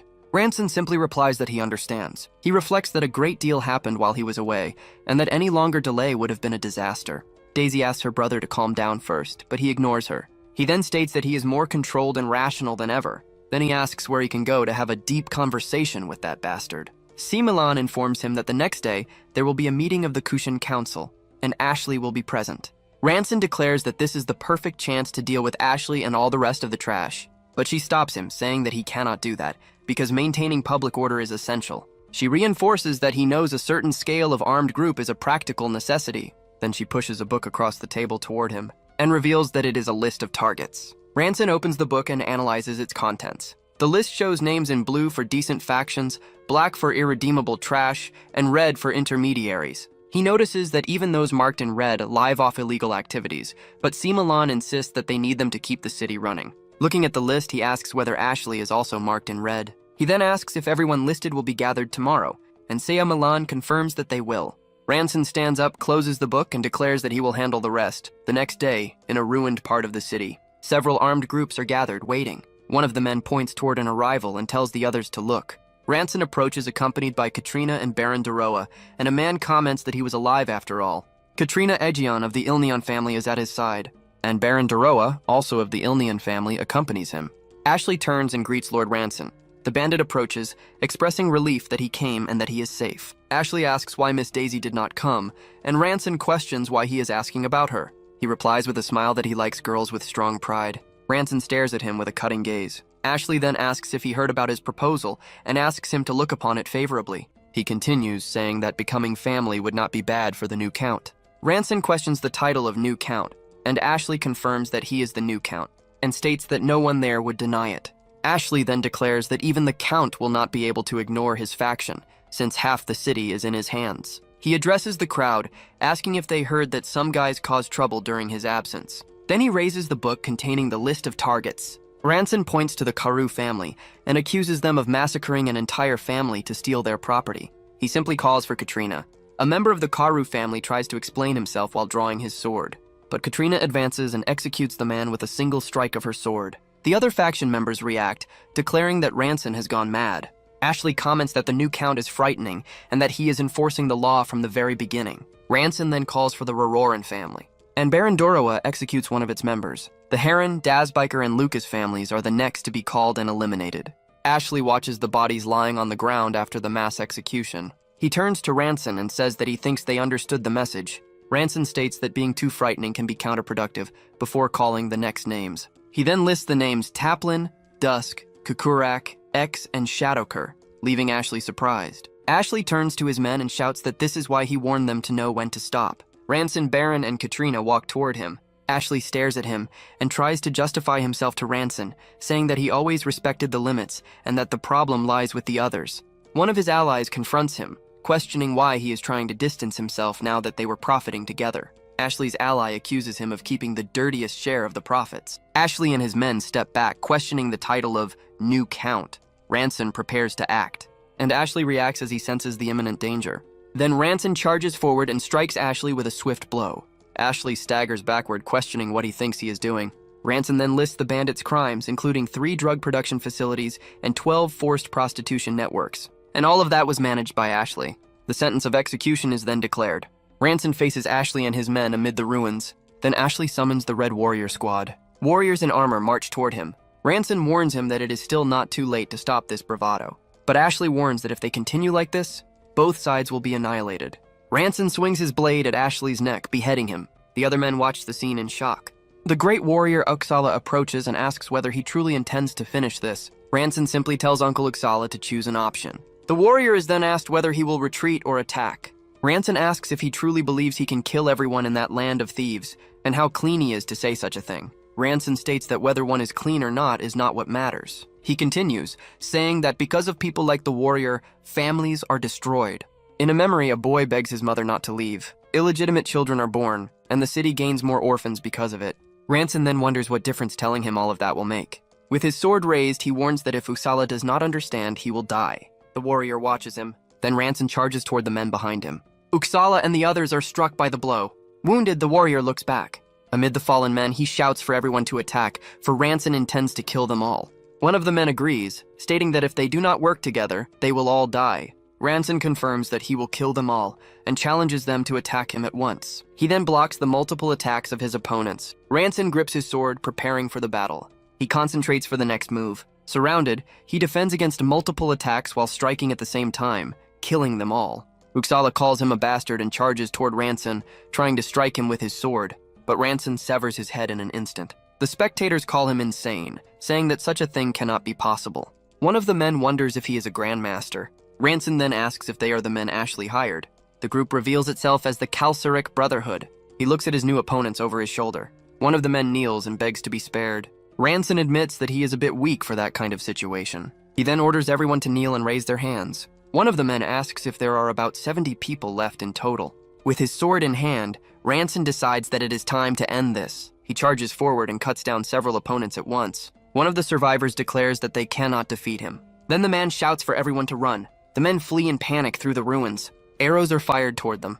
The fugitives are struck in the back. Atop a wall, 3 archers watch the scene. Jalran orders that not a single enemy be allowed to escape alive. The arrows continue to strike the fleeing men. The last survivors look toward the new threat. Katrina and Baron approach, and she announces that they have arrived as well. Katrina advances and attacks the men with her sword. Baron also joins the fight and brings down an enemy. From above, Jalran takes aim with his bow. His arrows hit their targets cleanly. Ranson runs toward one of the last men and attacks him with his sword. The sun begins to set on the horizon, and Ranson stands amid mutilated bodies. Simulan approaches through the devastation. He says that he killed them all, and she agrees. Ranson reports that everyone on the red list or higher has been eliminated. Simulan asks him why he did it. He simply replies that it was because of Lena.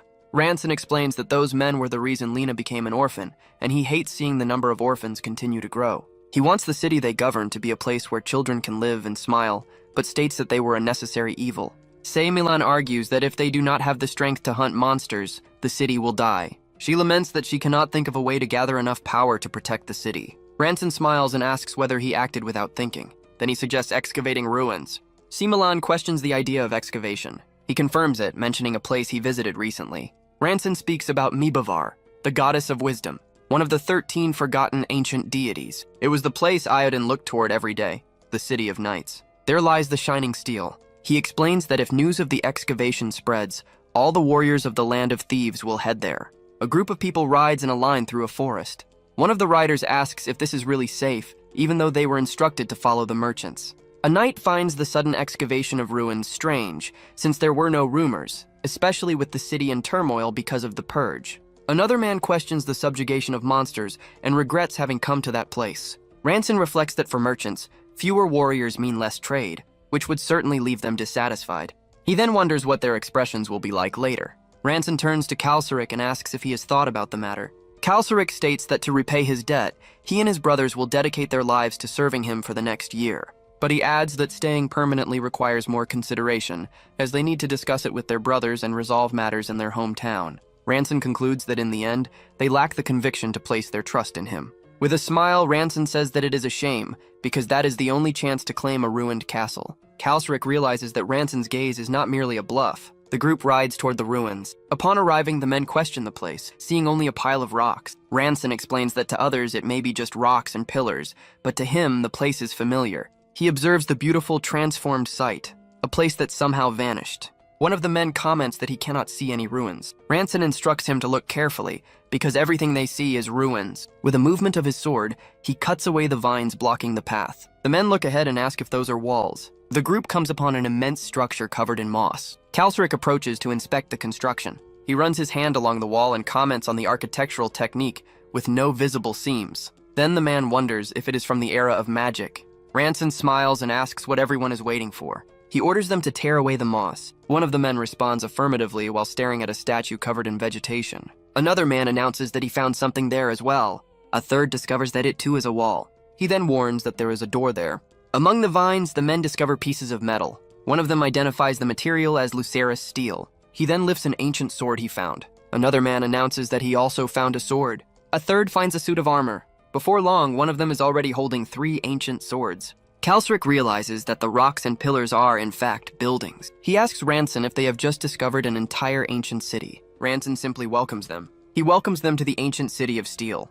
One man comments that they will need many warriors and explorers to excavate ruins of such scale. They run toward Ranson, asking for a moment of his attention. He reassures them, saying that they will discuss the detailed information tomorrow when they return to the city. Kalsarik then calls Count Ranson to speak about the matter. Ranson turns to Kalsarik, questioning him. Kalsarik then asks if he may change his words. He speaks about staying there permanently, and Ranson comments on how strange it is for him to say it that way. Days later, rumors spread across the land of thieves about a city-sized ruin in Kushan where warriors are being recruited.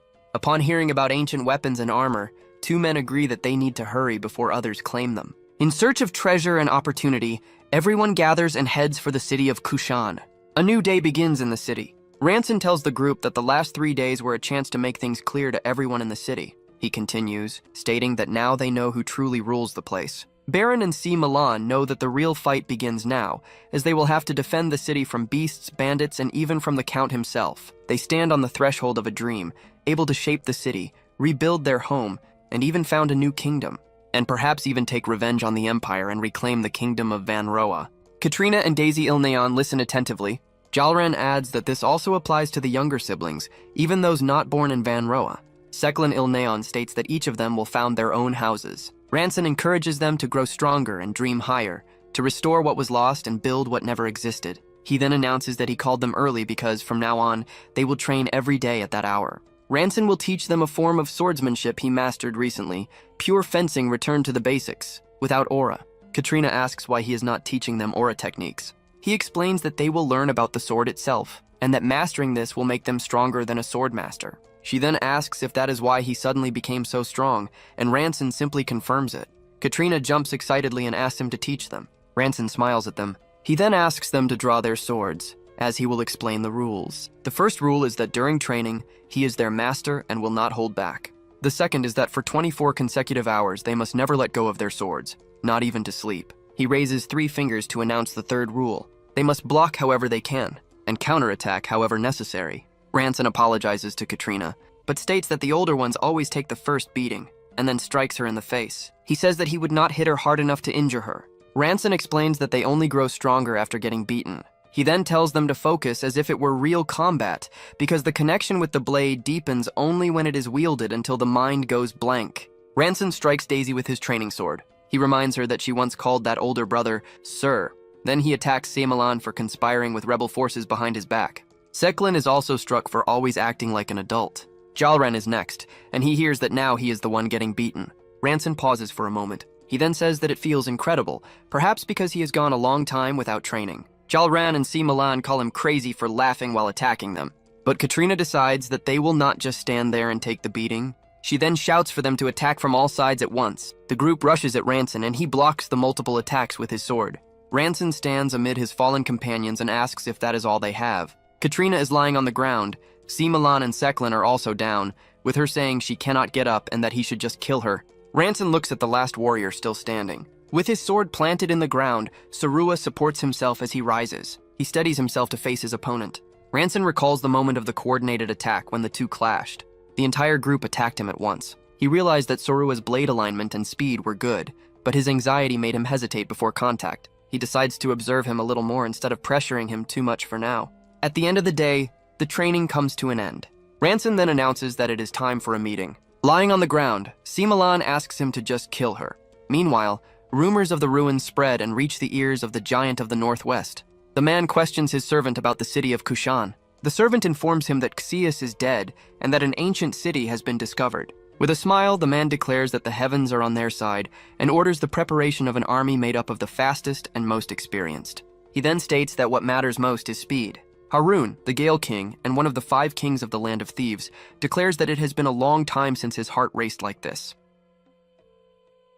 The scene changes, revealing an imposing mansion under a sky with several moons. Then, the view opens up to a valley between mountains at dawn. Looking out the window, he remarks that he got a house for free during the purge. Just then, a woman arrives and asks if he needs his sword for the meeting. He says yes, telling her to bear with it because she'll be grateful later. Then he asks what she wanted to discuss that prompted the meeting. She reveals the topic is time travel using the Book of Destiny. Surprised, he says it's impossible for any traces from 10,000 years ago to still exist. She simply tells him to to look at the document she's placing on the table. Reading the paper carefully, he's intrigued by the report's contents. She explains that it's a report from the excavation of an ancient elixir. According to the document, only half of the vial's contents remained at the time. He then realizes his actions in the past have truly affected the present. Without pausing, she asks him to take a look at another document. She explains that the paper is a copy of an entire monument. On it, an image shows him and a woman facing a wolf-like creature. Focusing on the drawing, a close-up shows the detail of the sword's hilt. Pointing, he says that his biggest concern at that moment was that very sword. Analyzing the paper, he comments that the design of the sword's guard is unusual. Then he realizes the image depicts him fighting alongside Iodin. She confirms it's him, proving the place he traveled to was the past. Because of this, she warns that his actions can alter the present, asking for more caution. Just then, a message appears, explaining how to consume broken causality to go back in time. Seen from behind, he concludes that the Book of Destiny itself wants to alter history. He says the item forces him to change everything, even if he tries to be careful. She then questions what the book's objective might be, wondering if it's to save civilization. With no answers, she decides they need to activate the book one more time to investigate. He suggests visiting a place related to the heretics, since the book reacts to them. Then he asks about Count Delkashu, the most likely candidate according to her. She states that Kushan obtained the knowledge and wonders if there's a chapel. Confirming the suspicion, she says the existence of a chapel is highly probable. He then comments that this works out, since they needed to deal with the remnants anyway. He then decides they will subjugate Kushan as soon as the area is stable. On the table, she unrolls a map revealing the kingdom's reconstruction plan. Pointing at the map, she says the empire is too strong for them. According to the plan, they will ally with the West to close the trade routes. In the South, the idea is to form an alliance with Arandria for the sea routes. And in the East, the goal is to block the path to control local trade. But she warns that there's an initial condition for the plan to work. Without it, she stresses that the entire strategy cannot even begin. Then, the kings who rule the lands are shown, Harun and Jafar. He realizes he needs to defeat two absolute rulers just to get started. Calling it a three-front strategy, she says she wanted to discuss the risks beforehand. Finishing her explanation, she asks if he thinks all of this is possible. He then lowers his head for a moment, reflecting on the complex proposal. Leaning on the map, he states that not being able to do it isn't an option. Then, extending a hand with a smile, he invites her to do this together. Shaking her hand, they seal the deal and she simply agrees to the plan. Meanwhile, outside, shouting announces that the event is finally over. Just then, the office doors open, revealing who was on the other side. Entering the room, a man informs Ranson that the third test has ended. The scene shifts to the courtyard, where he congratulates everyone on a job well done. Facing the crowd,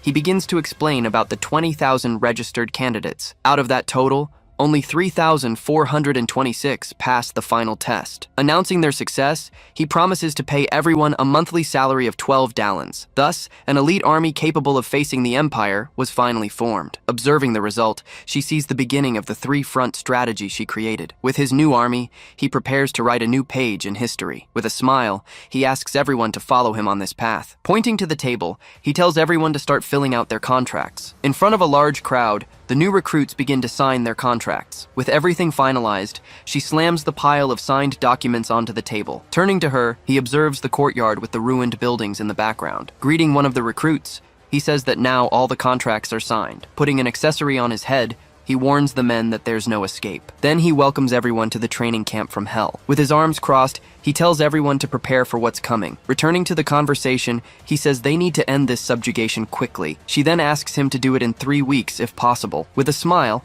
he asks who she thinks he is. Confidently, he claims he'll get it all done in just 1 week. He promises to return within that time, furious with whoever dares to target his territory. Back in the present, a soldier says it's impossible, but he's cut off with a sharp no. With a smile on his face, he assures them he already has a plan for everything. Seeing that expression, the soldier starts to get a very bad feeling about the plan. Suddenly, the ground begins to shake with the sound of something approaching. Standing in the middle of the field, he awaits the arrival of the approaching threat. The soldiers immediately raise their shields, forming a defensive wall. A shout warns that a herd of 300 furious bulls is charging at them. Giving the first order, he shouts for the first regiment to prepare for action. Then, the second regiment is ordered to form a square with the leaders at the front. Right after, the third regiment is commanded to ready their arrows. Finally, The 4th Regiment is ordered to prepare their spears for the attack. A soldier yells that the herd is 700 meters away. The distance closes quickly, now down to 300 meters. Getting ever closer, the bulls are now 150 meters from the formation. With the targets in sight,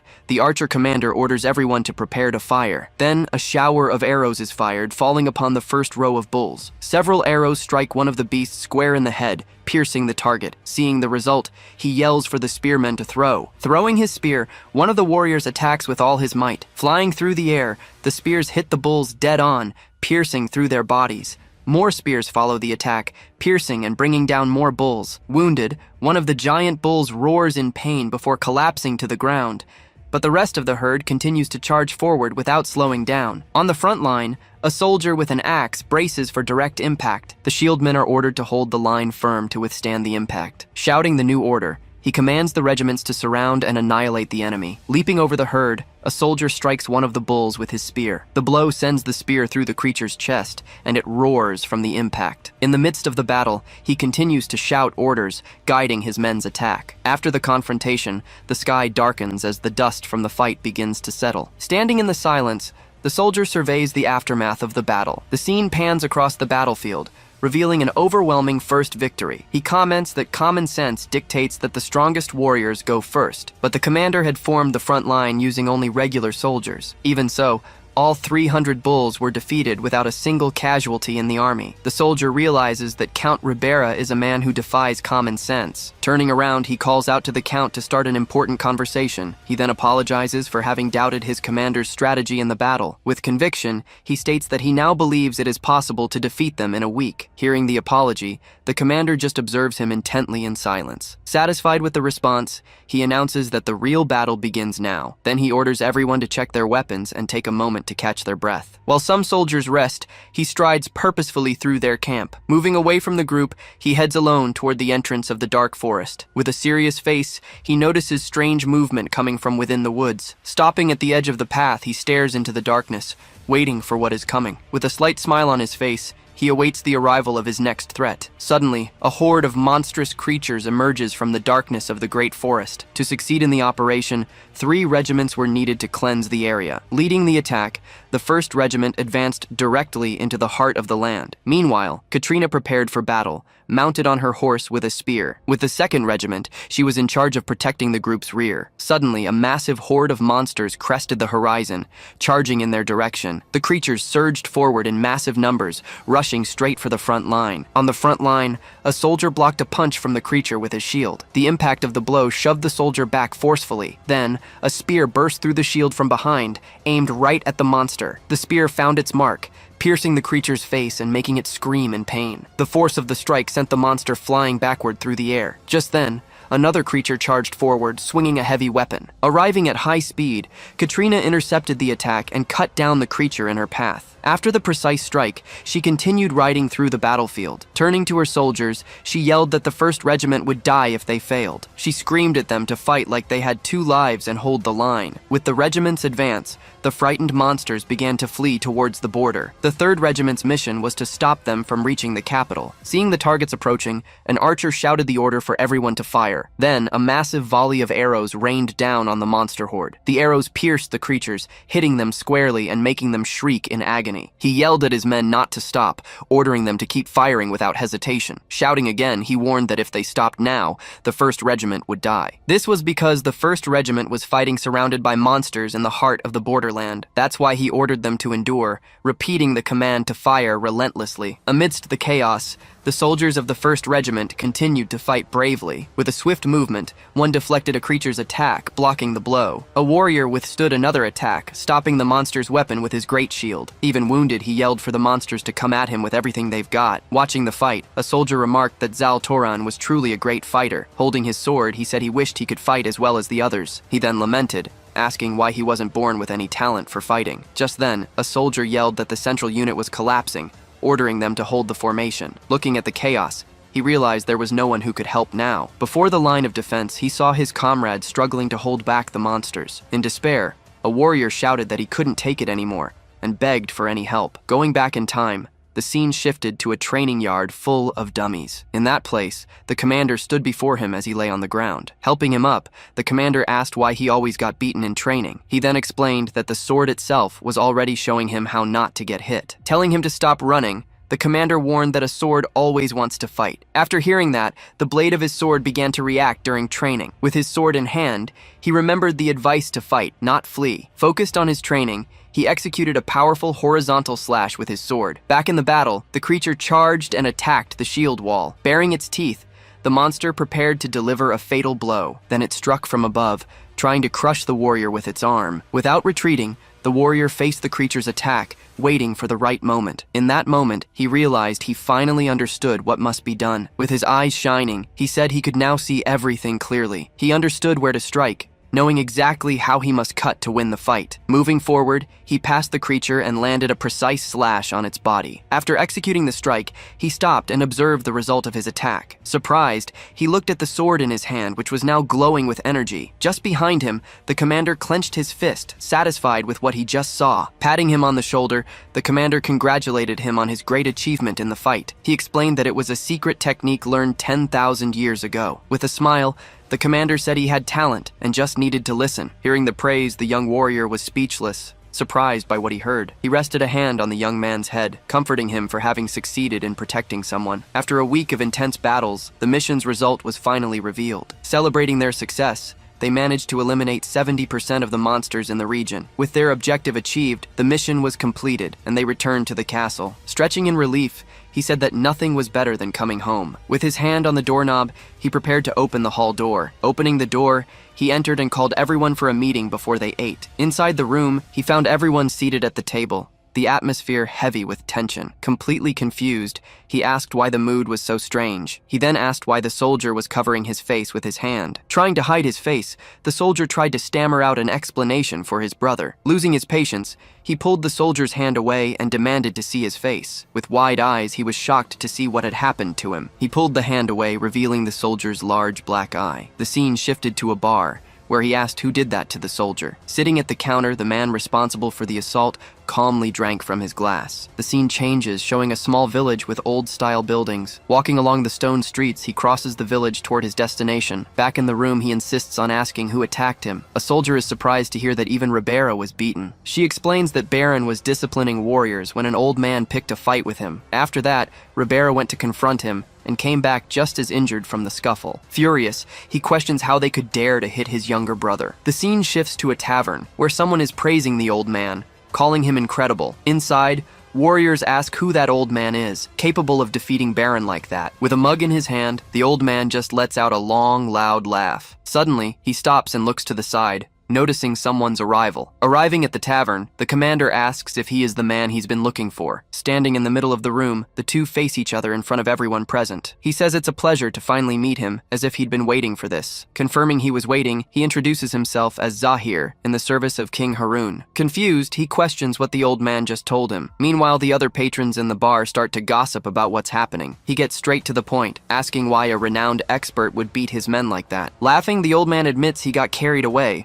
but that he is there as a messenger. He then proposes they join forces, so that everyone can benefit. He says Harun will take care of the ruins to generate even greater profits for everyone. With this proposal, he would only need to accept 30% of all profits. Surprised, the commander can't believe the proposal being made to him. He then asks if that's really a good deal for him, suspicious of the offer. The commander replies with a smile, asking if he really thinks he would accept. Zahir offers protection, guaranteed rule over the city, and a life of peace. Ironically, he thanks him for the proposal, saying that it sounds simply wonderful. Then he asks if Zahir really thought he would say yes to the offer. Without waiting for an answer, he lunges forward and punches the old man right in the face. The force of the blow sends the old man flying backward, crashing down hard. Leaning against the crates, the old man lies on the ground, with no strength to get up. With his sword in hand, he tells the old man to take that message to the king. The scene changes to a grand mansion, standing majestically on a quiet, sunny day. Back in the room, he explains that King Vendaval demanded submission, and he refused. He says the king wanted his profits, but would later demand his troops as well. Recalling the past, he says it would be just like what Casillas did to him. With a hand on his chest,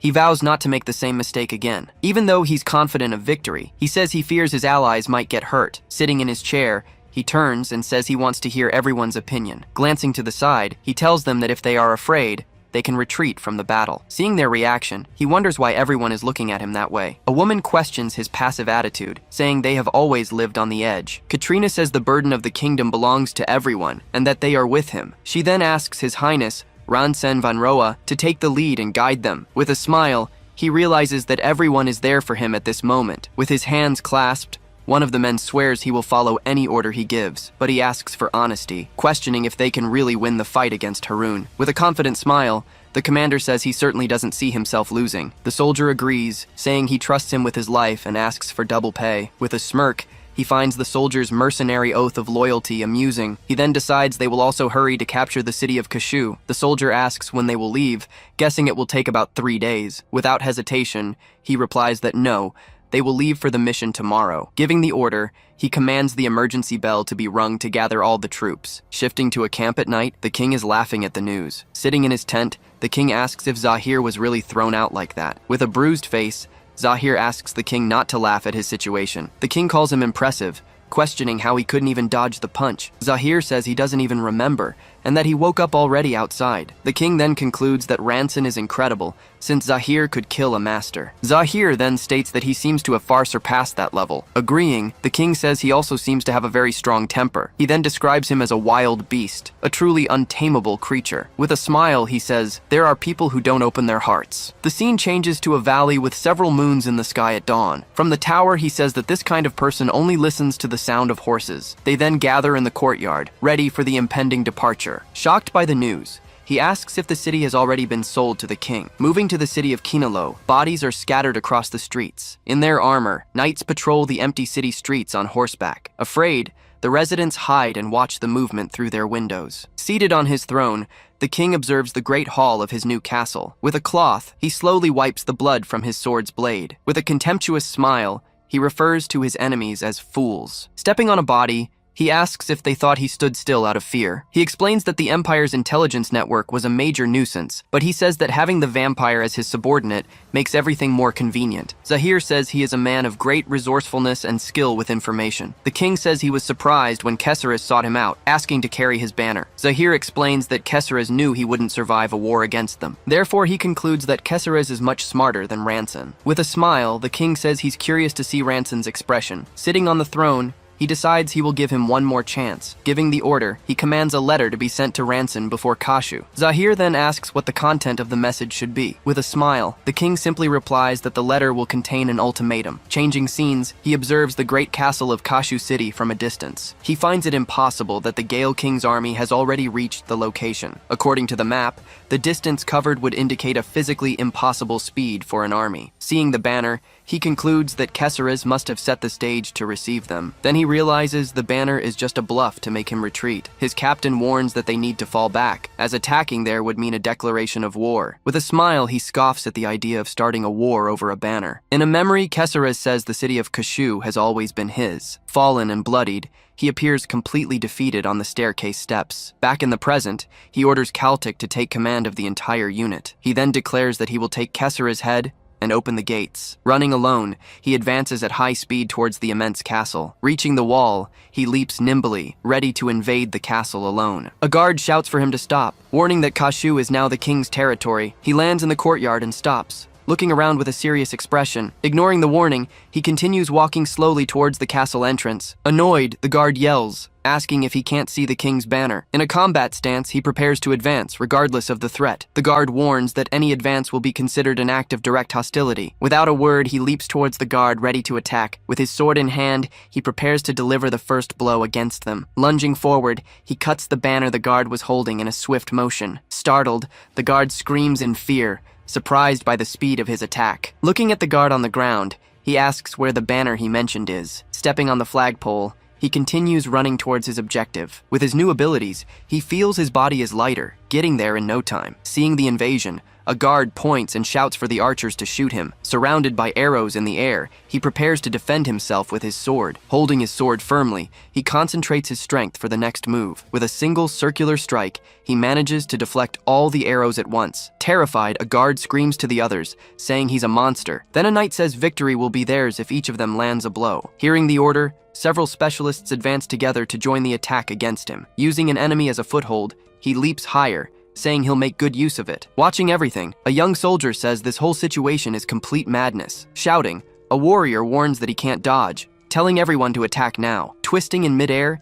he uses the enemy's strike to propel himself downward. Shocked, the knight says that's beyond the level of a swordmaster. After landing, he touches the ground to absorb the impact of his fall. With the force of his arrival, the nearby window shatters into pieces. Standing up, he surveys his surroundings, a broken sword at his feet. Inside the hall, he says he didn't expect to be back here after killing Delkashu. Suddenly, a group of men appears, and he remarks that he didn't expect to meet them again. Drooling with rage, the berserker warrior glares at his opponent, baring his teeth. He remembers them, saying they were the most persistent when he fought before. But with a determined look, he states that things are very different now. In a fury, the group charges forward, their leader ready to strike with his axe. Dodging to the side, he manages to escape the blow that hits the ground. With a swift attack, he delivers several cuts that hit the berserker squarely. Defeated, the berserker falls to the ground, his bloodied axe beside him. After the fight, he opens a large door, entering a dark hall. Sitting in a chair, Kesseres greets him, asking if he has arrived already. With a serious expression, he faces the man, who watches him intently. Pouring a cup, Kesseres invites him to sit and have some tea with him. With a smile, Kesseres says a cup of tea is the least he can do. Without warning, he attacks,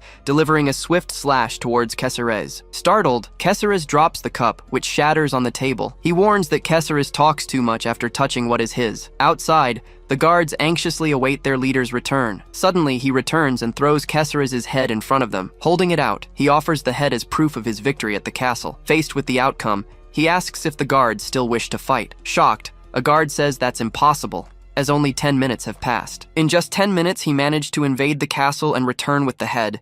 With a serious expression, he warns that he'll kill every last one of them if they continue to fight. Without hesitation, the guards surrender and prepare to open the gates. Following orders, all the soldiers immediately throw their weapons to the ground. With their surrender, the great castle gates finally begin to open. The scene changes. A large white tower stands under a calm, sunny sky. Looking out the window, he observes the landscape of the city he has just conquered. A soldier informs him that the city will be in their hands in just 3 days. With a smile, he says he can finally breathe a sigh of relief with this victory. But the soldier warns him, saying the king's flag will cause trouble. Unconcerned, he questions what the problem is with the flag being there. He then says they would have faced them anyway, sooner or later. Shocked, the soldier doesn't understand how he can say that so easily. At that moment, the soldier realizes he is the most terrifying man of all. Suddenly, there's a knock on the door, and he tells the person to enter. Entering, a soldier reports they've discovered a strange place while searching for supplies. He explains that the place looks like an abandoned building, but inside, it's a chapel. With a smile, he celebrates,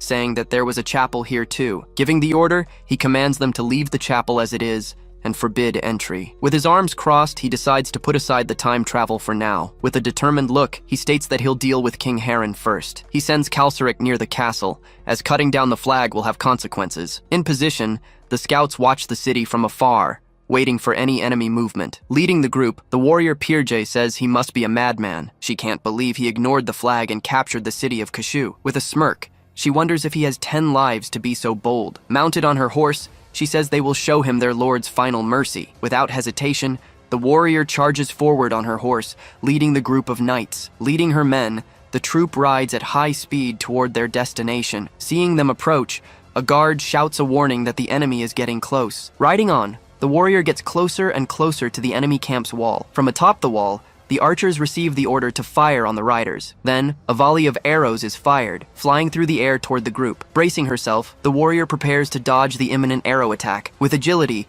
all the knights manage to dodge the arrows at high speed. Seeing they are about to collide, a terrified guard screams, warning of the imminent impact. With a great leap, the warrior jumps over the wall, still mounted on her horse. Clearing the wall, the knights soar through the air with their horses. Confused, A guard asks if Ilneon's white horse can fly. Flying over the camp, the Gale King's cavalry advances relentlessly. Landing on the wall, the horsewoman observes the city from a distance with the castle in the background. With a smile, she celebrates the success of her bold approach to the camp. Taking a deep breath, she prepares to deliver her king's message. With a furious expression, she yells so that everyone can hear the message. In a loud voice, she announces that this is a message from King Harun. She warns that Kinalo has already fallen, and this place will be next. With the proposal, she says that Ranson will be treated as a brother and a friend, but she warns that if he refuses, they will all become prisoners and criminals. Suddenly, a soldier leaps toward her, ready for combat. Drawing his weapon, the soldier calls her a bitch, furious at the threats. Leaping into the air, he attacks with his weapon, delivering a powerful blow. Concentrating his energy, the soldier prepares an attack with all his might. At this, the white horse is startled and rears back from the approach. With the movement, the horse kicks out, blocking the soldier's attack. After the defense, the horse and rider prepare for their next move. With a powerful kick, the horse strikes the soldier squarely, sending him flying. Lying on the ground, the soldier looks up to see the horsewoman standing still on the wall. With a scornful smile, she lets out a scoff at his attitude. Turning around, she observes the city in the distance, preparing to deliver her message. Shouting loudly, she warns that she will wait for a good answer from Ranson Van Roa. From inside the castle, he watches everything through the window with a serious expression. Hearing the message loud and clear, he realizes he is now really screwed up. With a determined look, he declares that from now on, it's war against Harun. Mounted on his horse, he encounters the enemy army on a forest road. Leading his own army, he calmly rides towards the approaching enemy commander. Smiling, Commander Harun approaches to start a conversation with his rival. Waving a hand, he greets Ranson, saying it's good to see him. He then asks why his offer was rejected, saying it hurt his feelings. He answers bluntly, "A dragon cannot be commanded by a dog." With a hand to his face, Harun starts laughing loudly at the response. Unfazed, he warns that he'll cut off the heads of half his men. Harun smirks and tells him to reconsider, asking which one of them is the real dragon. Angered by the response, Harun shouts for his cavalry, ready to attack. Seeing their leader's reaction, the knights roar in response, ready for battle. With a hand on his chest, he gives the order for all his soldiers to advance. Leading the charge, Harun advances with his spear poised to strike. Without retreating, he stands his ground, facing the oncoming cavalry. Seeing their formation, he shouts for his heavy infantry to advance. Ready for battle, the soldiers shout back,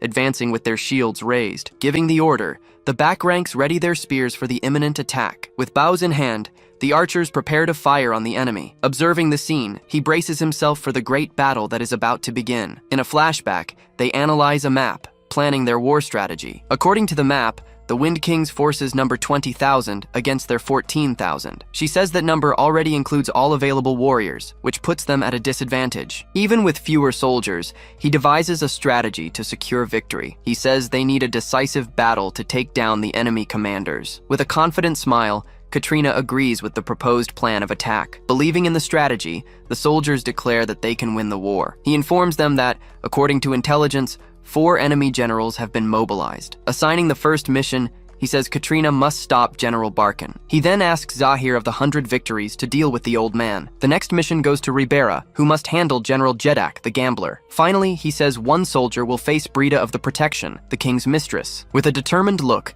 the soldier states that he will not lose to her. With the plan set, the commander says, "Good," to dismiss them. Clenching his fist, he affirms that he will stop the Wind King, Harun himself. Back on the field, the enemy cavalry charges at high speed. In formation, the shield bearers brace for the cavalry's impact. Shouting to his men, he gives one last order, telling them all to survive. Then the two armies surge toward each other, beginning the great battle. Mounted on his horse, General Barkin rides toward his opponent. On the other side, Katrina charges forward on her horse to intercept the enemy general. With a smirk, the general prepares for combat, gripping his massive weapon. With spear in hand, Katrina rides at full speed, ready for the fight. Raising his weapon, the general roars and charges forward with all his might. With a focused gaze, Katrina prepares for the impact of the two great warriors. Charging forward, the two riders clash, their weapons meeting with a violent impact. With a smile, the general is surprised she managed to block his attack. Without a word, Katrina glares at him with a serious expression, ready to fight. Excited, the general says this fight is getting interesting and prepares to strike again. Before they clash, he asks for her name. She replies, Katrina. Satisfied, he introduces himself as Barkan, one of the great generals of his army. The scene shifts to a battle taking place amidst rocky, rugged terrain. With a hand on his chin, Jedak complains that he thought this would be an easy fight. With a smile, he decides he'll have to carve a path for his soldiers himself. Suddenly, An arrow grazes his face, nearly striking him. The cut leaves a mark on his cheek, bleeding slightly. Touching the cut, he realizes he didn't even hear the arrow coming. With a serious look, he wonders who the mysterious archer is. Hidden behind the shield wall, an archer prepares his next shot. Bow in hand, Ribera Pietro faces his opponent, ready for the duel. With a hand to his bleeding cheek, Jedek says the fight just got interesting. Elsewhere in the battle, soldiers fight bravely against the enemy army. With a determined look, a young warrior advances through the chaos of battle. Suddenly, he's startled to see his opponent approaching rapidly. Terrified, he shouts Zahir's name upon seeing him on the battlefield. With his sword resting on his shoulder, Zahir says, "You're that brat from before." Confused, Zahir asks why the boy is so angry with him. Advancing with his sword, the young warrior prepares to attack. Angrily, he says he's going to make him pay for that punch. With a powerful blow, the young man attacks, but Zahir easily blocks with his sword. With clenched teeth, he swears, "I'll get my payback today." The scene changes again, where the commander is charging across the field on his horse at high speed. With his bow, an enemy soldier tries to shoot him, yelling for him to stop. Using his skill, he easily dodges every arrow that comes his way. With a focused look, he prepares to attack the archer. With a precise cut, he takes down the soldier, who falls to the ground, defeated. Mounted on his horse, he continues to charge across the battlefield without stopping. With a thrust of his spear, he runs another enemy soldier through. Getting closer, Harun shouts, asking if he's a fool for charging into his territory alone. Standing with his guards, Harun faces him, ready for their confrontation. Harun says that if he wanted to die, he could have just hanged himself. Uncaring, he questions Harun, asking, "What's wrong with that?" In the midst of the enemy army, he says that either way, he has finally found him. Surprised, Harun wonders why he's so afraid of the man in front of him.